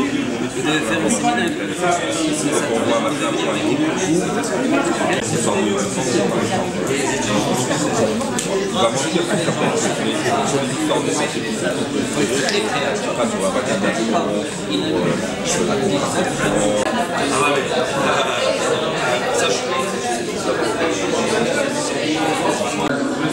sur quelque chose, un univers qui nous paraît un nom assez abstrait. On va poser la question à Yann Leroux, qui est un passionné de l'univers digital, et notamment de ces transformations majeures qui sont en train de transformer le Digital Mind. Et j'aimerais vous poser la question. Vos travaux s'intéressent au gaming. Et on voit, les parents sont confrontés, les jeunes, avec cette chose, où des fois on a l'impression sur cet aspect du gaming et sur son effet sur our digital minds. Alors, est-ce que les jeux vidéo nous rendent idiots? Est-ce que ça pas nous, les grandes personnes, on est en dehors de ces problèmes-là, mais les enfants, qui sont les êtres les plus faibles de notre société, est-ce qu'ils sont exposés à un média qui finalement est dangereux? Alors c'est une question qui a été tournée et retournée dans tous les sens par les psychologues. Et en ce qui concerne le trouble du déficit à l'attention, on a dans toute la communauté des psychologues un seul psychologue qui a publié 4 ou 5 papiers dans lesquels il dit le jeu vidéo avec le trouble de déficit de l'attention. Oui, hyperactivité. Oui, hyperactivité. Donc, autant vous dire que le niveau de preuve est très très faible. Je dis ça parce que je veux paraître sérieux devant vous, faire le docteur en psychologie, mais si je devais parler à des amis, je dirais que c'est du bullshit. Hein, il n'y a pas de lien. Mais je ne dirais pas ça. Docteur en psychologie. Donc, non, il n'y a pas, on n'a pas fait de lien de causalité entre une pratique, même une pratique assidue, même une pratique excessive du jeu vidéo avec une maladie psychiatrique. On a même la preuve contraire. Moi j'ai des enfants qui sont en psychothérapie et qui ont des troubles de l'hyperactivité. Quand on les met devant un jeu vidéo, il y a un effet de calme qui est pratiquement immédiat. Hein, parce qu'on ne peut pas réussir à un jeu comme Mario ou n'importe quel autre jeu en étant éparpillé dans tous les sens. Et il y a le jeu vidéo force à un travail de focalisation de l'attention qui est précisément ce qui est mis en défaut chez ces enfants. Donc non, il n'y a pas de crainte à avoir de ce côté-là. Nos chères têtes blondes, et même celles qui sont un peu moins blondes, peuvent continuer à jouer aux jeux vidéo, ça ne les amènera pas devant un psychothérapeute. Mais pourtant les ventes de Concerta et de Ritalin, de Biventin, explosent actuellement. Enfin, j'espère pas au Maroc, mais... c'est interdit au Maroc, mais dans l'Amérique... C'est interdit au Maroc. Bonne nouvelle, je vais ramener ça en France. C'est les enfants vraiment à l'exemple aujourd'hui pratiquement. Oui. Alors, c'est vrai que ça explose, mais c'est vrai que les collègues américains aux États-Unis sont en train de faire 2-3 pas en arrière et sont en train de dire qu'ils ont mis sous prescription pratiquement toute leur jeunesse et que vraiment ça pose quand même des problèmes et qu'ils devraient s'y prendre autrement. C'est devenu chez les adolescents ou les préadolescents américains pratiquement un trouble de passage. Est-ce que tu as tes amphétamines? Est-ce que tu as un trouble de l'attention ou un trouble de l'hyperactivité? Vraiment, il y a une psychiatrisation excessive de la jeunesse aux États-Unis, et je pense que c'est vraiment un problème parce que quand on est dans une culture où les plus grands, les adultes, regardent leurs propres enfants comme des malades, eh bien ça ne va pas vraiment dans le bon sens. Un enfant, je crois que vous le savez ici, en tout cas au Sénégal on le savait, c'est fait pour monter sur les manguiers ou les cocotiers, pour poursuivre les margouillards, pour tuer 2-3 oiseaux qui traînent sans être conduits devant un juge des enfants, comme ça serait le cas si ça se passait dans la banlieue de Vendée. J'espère que j'ai répondu à votre question. Absolument, s'il y a d'autres... Non. Enfin, un enfant ou un adulte du jouer pendant des heures et des heures, pour vous, ça pose aucun problème. À part le fait de trouver l'attention, ça peut poser d'autres problèmes. Que l'on passe 4 heures de temps ou 6 heures de temps, toute une après-midi, à jouer au Lego ou à jouer avec sa PS4 à Call of Duty, ça reste du jeu. Cela dit, le travail de parent doit être exercé, que l'enfant joue au Lego ou à Call of Duty ou n'importe quel autre jeu vidéo. Quand un enfant joue, ce qui est important, c'est pas simplement l'activité de jouer, c'est le fait qu'il construit normalement au travers du jeu des compétences et des interactions sociales. Si un enfant se sert du jeu de Lego ou d'un jeu vidéo pour ne pas être en communication et en relation avec les membres de sa famille ou avec sa communauté de père d'âge, là il y a vraiment un feu au moins orange. Il faut s'arrêter, il faut essayer de voir ce qui se passe. Si les pratiques de jeux vidéo, on parlait de Minecraft tout à l'heure, si le fait de jouer à Minecraft permet d'alimenter la discussion familiale autour des pratiques de jeu, des problèmes qu'ils rencontrent à l'intérieur du jeu, bien là on a quelque chose qui est tout à fait intéressant. Donc ce que les parents doivent regarder, c'est la question qu'ils doivent se poser, c'est est-ce que l'activité de mon enfant l'enrichit ou est-ce que ça l'appauvrit? Passer ces après-midi à lire, ça peut vous appauvrir. Hein. Vous pouvez vous cacher derrière un livre et être en contact uniquement avec ce que le contenu du livre va vous apporter et ne pas être en contact avec vos compagnons d'âge. Avec un jeu vidéo, c'est exactement pareil. Vous pouvez jouer au jeu vidéo pour ne pas construire de relations sociales ou pour construire des relations sociales. Merci. C'est joliment dit. Merci. Jeux vidéo, mais c'est généralement c'est des bagarres, c'est la guerre, ça tire de partout. Donc moi je vois un petit, peut-être les grands, les adolescents, ils peuvent un petit peu gérer, mais un petit en face de cette situation, ben, il n'est pas confronté à la vraie vie. Et des fois ça peut banaliser ses actes. Ça banalise ses actes. Alors, moi je dis quand même, c'est pas anodin, c'est-à-dire c'est pas pareil que rester quand même, un enfant ne peut pas rester 6 heures devant un livre s'il n'est pas intéressé. C'est-à-dire il ne peut pas faire du semblant. C'est-à-dire s'il est pendant 6 heures sur un livre, c'est que ça l'intéresse et c'est quelque chose. Voilà. Les gens qui construisent des jeux vidéo sont extrêmement habiles à produire un contenu qui est extrêmement intéressant. Et d'ailleurs, les professeurs pourraient s'en inspirer, et c'est ce qu'ils font parfois, pour être vraiment au centre de l'attention, non pas des joueurs, mais des étudiants. Donc oui, les jeux vidéo peuvent focaliser de façon très importante l'attention de l'enfant. Oui, l'âge de l'enfant est important. Un enfant de 6 ans ne doit pas jouer à un jeu comme Resident Evil, par exemple, qui est un jeu de survival horror, où vous croisez des zombies et des atrocités. Même sans passer dans ces extrêmes, il est possible que l'excitation qui circule dans tous ces jeux de guerre soit une excitation que un enfant de 6 ans ne puisse pas traiter, alors que 6 ans plus tard, il la traitera sans difficulté. Donc là, il y a vraiment un travail des parents à faire, qui est un travail difficile, parce que quand on a 2, 3, 4 enfants, le petit il veut toujours voir ce que font les grands et faire comme les grands, mais il y a des limitations à donner aux enfants, mais il faut dire aux plus petits, oui, Call of Duty, c'est vrai, ton grand frère, il adore jouer à ça, ça a l'air formidable, pour l'instant, tu vas rester dans le jus de moment ou à côté de ton papa, parce que on ne souhaite pas que tu sois au contact avec ces images qui sont trop excitantes pour toi. Donc il faut adapter bien entendu le contact du média en fonction de l'enfant, de son caractère, de son âge. Merci beaucoup. Moi, ce que j'avais à dire, c'est autour de l'évolution du métier de l'enseignant. Je suis désolé, c'est moins drôle que les jeux. Mais ça peut être pire.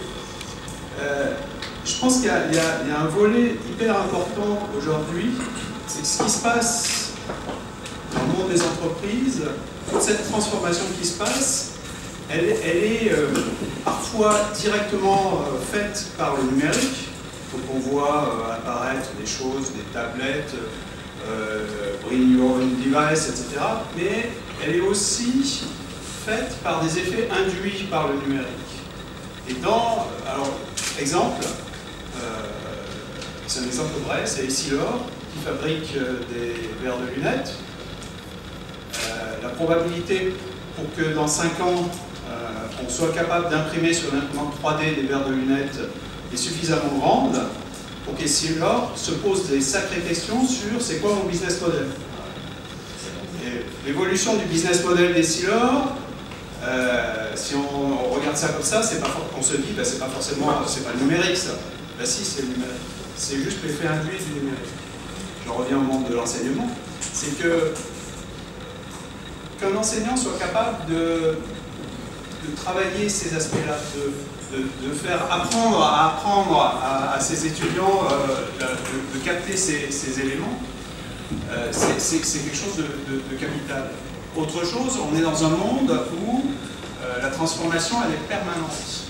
Et transformer une organisation, c'est pas aussi quelque chose qui se fait comme ça, c'est dans les apprentissages pour nos étudiants, il y a aussi à les accompagner dans la compréhension de tout ce qui se passe autour de ces sujets de transformation.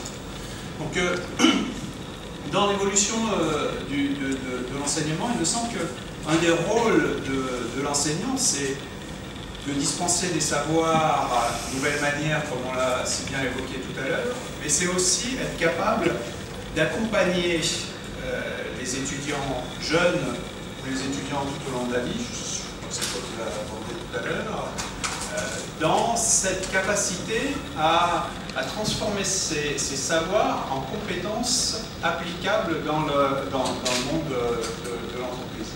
Moi, je pense que c'est un sujet hyper important dans l'évolution aujourd'hui de ce que doit être le métier d'enseignant. Voilà.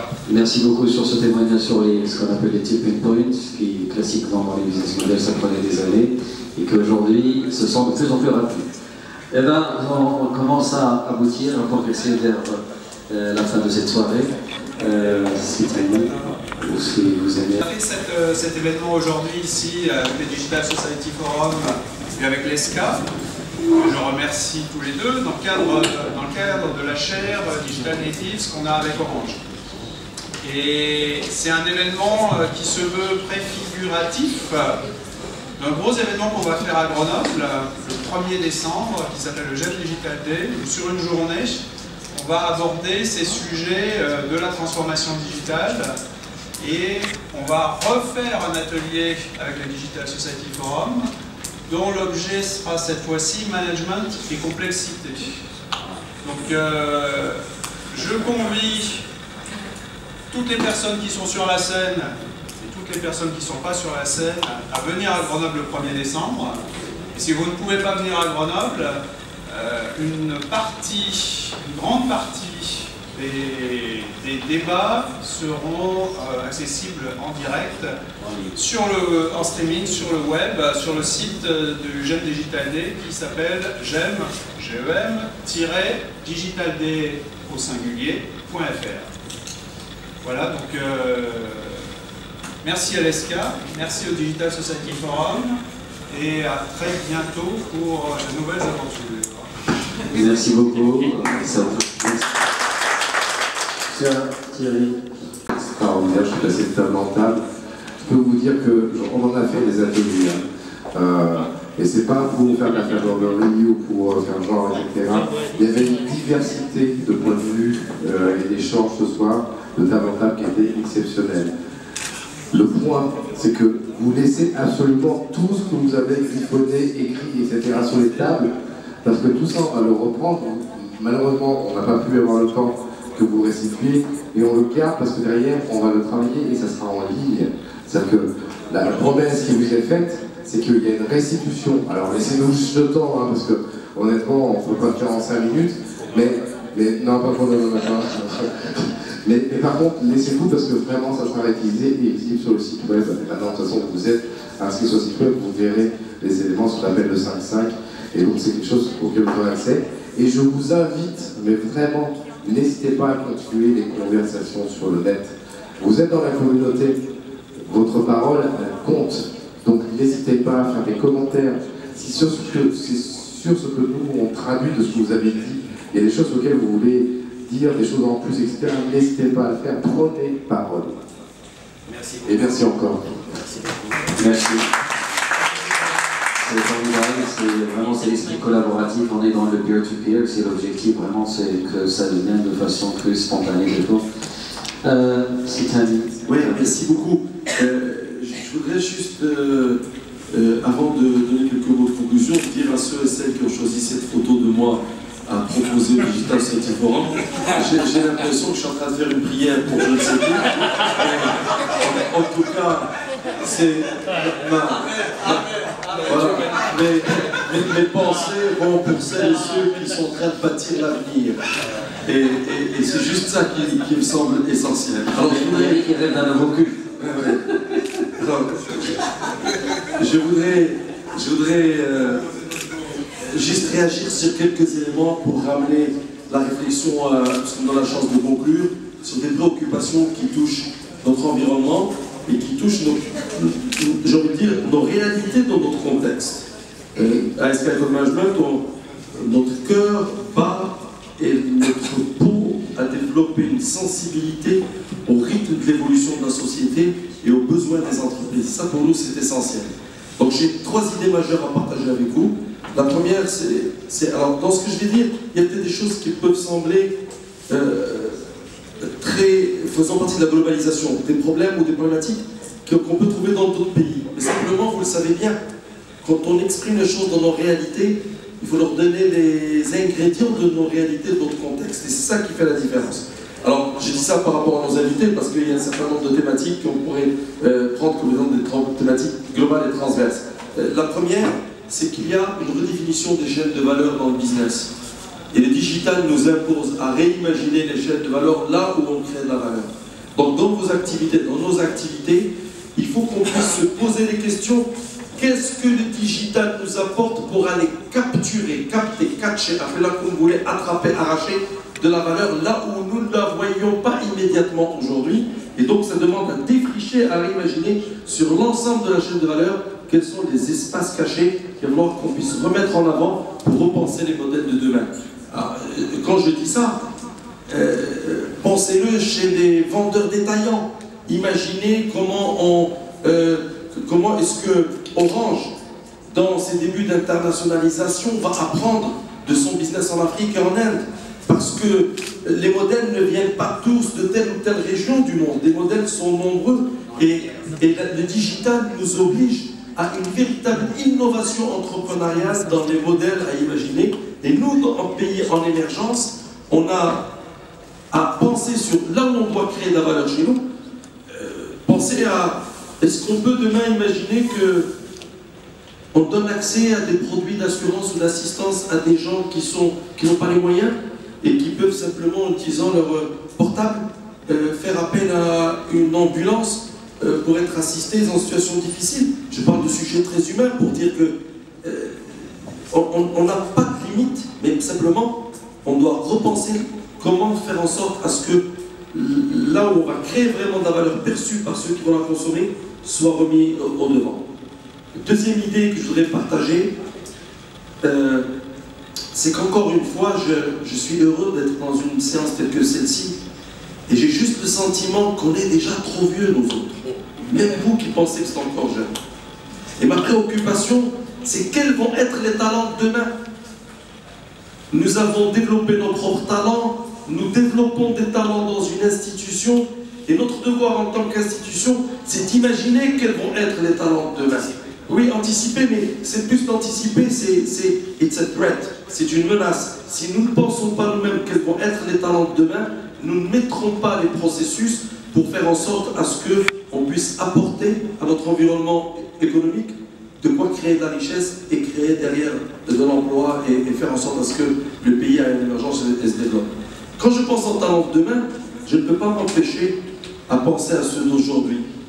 Et si j'ai juste quelque chose à vous demander en retour de ce qu'on a pu partager ensemble, j'aimerais vous demander, s'il vous plaît, dans vos entreprises, faites passer le message qu'on puisse s'organiser pour accueillir les nouvelles générations et les accompagner avec de nouveaux modes d'intégration dans les entreprises.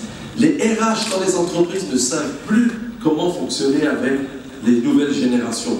Quand un gars est en réunion, qu'il est connecté, ça ne veut pas dire qu'il est monotask et que s'il n'écoute pas le patron, il ne peut pas apporter autre chose. Mais il est connecté parce que peut-être il apporte une nouvelle idée et qu'il est en train de benchmarker. Et c'est l'association de ces mécanismes qui font que le gars, même en réunion, va peut-être apporter l'idée créative qui fera que ça changera et que demain vous aurez la solution à vos préoccupations.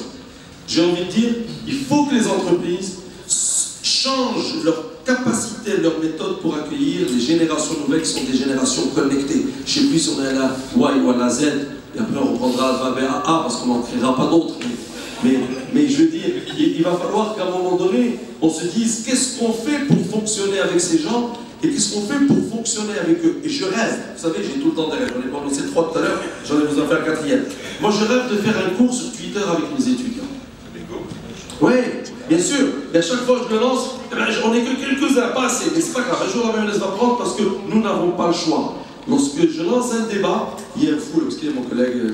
Dr. Ahmed Hadimoudine, qui samedi dernier à 2h du matin, 1h du matin, il réagissait à une question que je posais sur Twitter en disant débat, les profs ont-ils je sais pas quoi, et il réagissait, et après ça faisait. Et en fait, c'est dire que, vous voyez, nous apprenons différemment. Et je sais que dans notre pays, il y a 22-24 ans, lorsqu'on faisait faire des stages à des étudiants de 3e année d'ESCA École de Management en janvier-février, on était des fous, parce que j'avais tous les gens, tout le temps, des parents qui venaient voir en disant « Monsieur Rolfi, ouais, Monsieur Rolfi, ouais, Monsieur Rolfi, ouais, on paye l'école pour que tu te débarrasses de mon fils, que tu l'envoies dans l'entreprise. » Il fallait que j'explique que non, ils payent l'école, mais parce que le stage fait partie de l'apprentissage, il fallait que j'évangélise. Ben, j'évangélise, comprenez-moi. Il fallait que vraiment j'arrive à convaincre les parents. Alors on a vécu ces ruptures. Aujourd'hui, je ne peux pas dire aux États-Unis, quand je visite Stanford, ils me font visiter la business school avec les classes et le gars me dit sometimes the faculty go there and they deliver the course just there. Je lui dis there, who there, where there? Et il me montre le gazon juste en face. Et ouais, mais ils montrent le gazon, ils sortent de la classe, ils vont donner cours sur le gazon. Les mecs, ils ont un coca, un café, et ils font cours sur le gazon. Et moi, je me disais, mais quand je suis là-bas, je me dis, mais si jamais, moi, le professeur Nabil Hilali, qui au fond patiemment écoute, dit aux étudiants, je vous donne cours dans le bistrot d'à côté, je vais avoir une émeute des parents, une émeute des entreprises, on va dire c'est une école pas sérieuse. Et j'ai juste envie de dire que, en fait, aujourd'hui, nous n'avons plus le choix. Le cours ne se déroule pas exclusivement en classe, et nous avons déjà gagné de grandes batailles. Quand j'expliquais que chez nous, les cours d'anglais sont donnés exclusivement e-learning et que le prof apporte la valeur ajoutée, il ne fait plus le basique, que le cours, l'étudiant le fait, il dit ah oui, ça se fait chez vous. Mais ah oui, ça fait des années. Alors d'autres écoles sont en train de dire on va mettre le e-learning. Nous, c'est déjà consommé, on est en train de penser à la suite. Donc, deuxième message, c'est les talents de demain, mais aussi ne pas gaspiller, ne pas broyer les talents d'aujourd'hui, parce que quand ils arrivent à l'entreprise, il faut qu'on puisse avoir les vrais systèmes de connexion pour les attraper, les rentrer et être en connexion avec eux pour cultiver des choses. Dernier message, c'est que la société marocaine et les sociétés telles que les nôtres qui sont dans le monde arabe avec sa particularité, le Maroc, c'est l'Occident de l'Orient. À partir de Casablanca, la prochaine ville après l'Atlantique, c'est New York City. Et donc, à partir de chez nous, vous allez comprendre qu'est-ce qui se passe dans le monde arabe. Mais à partir de chez nous, vous allez aussi décrypter qu'est-ce qui se passe dans la notion de ce qu'est le temps, etc. Dans la partie Afrique subsaharienne, on a nos amis français, quand ils arrivent, on dit 18h, on démarre à 18h45, ils sont c'est des Marocains, c'est normal. 18h, 18h45. Heureusement, on ne connaît pas Dakar, c'est 19h20. Et on y va comme ça. Et en réalité, si je dois vous dire que la société, nos sociétés, et nos sociétés marocaines en particulier, qui a cette verticalité africaine et cette horizontalité arabe, elle est dans des mutations sociologiques terribles. Vous connaissez les débats qu'il y a actuellement sur une politique société, Nabil Ayouch, J-Lo, ce que vous voulez, mais dans les mêmes débats, j'ai envie de dire, ce ne sont pas des débats de valeur. Ce ne sont pas des débats de valeur, parce que les Marocains, quand il y a un décès, tout le monde se comporte de la même manière dans une guinaza. Et quand il y a une rtana, tout le monde se comporte de la même manière. Et quand il y a un tout le monde se comporte de la même manière. Etc. Donc, ce ne sont pas... Et il y a l'identité qui est commune. Mais par contre, nous avons une société qui bouge très vite et qui change très vite. Et moi, ma préoccupation, c'est penser business. C'est de dire, les mutations de la société nous obligent à percevoir, capter ce que le digital peut nous donner comme possibilité de création de richesse dans ces mutations, dans les opportunités qu'elle nous donne. Et je crois qu'il y a de grandes opportunités si on est vraiment à l'écoute de notre société. La semaine, on a eu une discussion récemment. Je pense que les propos que je tiens ont un peu d'écho dans ton esprit. Et pour conclure, avant d'avoir le dernier mot pour vous remercier, je pense que si nous devons gagner quelque chose dans le champ du digital, je voudrais remercier Yann d'avoir ce type de langage, parce qu'on a tous les mêmes préoccupations, et en réalité, l'overdose de toute bonne chose fait du mal. Donc toute bonne chose qui n'a pas sa juste place dans la journée, dans le temps, dans l'âge, machin, n'est pas bonne. Donc l'harmonie vient de la construction, j'ai envie de dire, sereine, écuyée, attentionnée sur ce qu'on fait, que ce soit avec ses enfants qu'avec soi-même. Je crois que le vrai gain qu'on doit avoir aujourd'hui, c'est de dédramatiser la relation au digital dans notre société. Et moi, mon directeur de recherche, qui lui a chapeauté l'ensemble des activités, je dirais un mot très particulier à l'égard de Renaud. Renaud, ça fait 5 ans que tu n'es pas venu. Tu vois, tu ne t'habitues plus à prendre le soleil. Il faut que tu reviennes plus souvent. Pour qu'on puisse partager plus de choses. Voilà. Et 48 heures de célébration à Casablanca, au sein de Sky Management. Merci à toi, Amine et Younes, pour le fantastique travail que vous faites.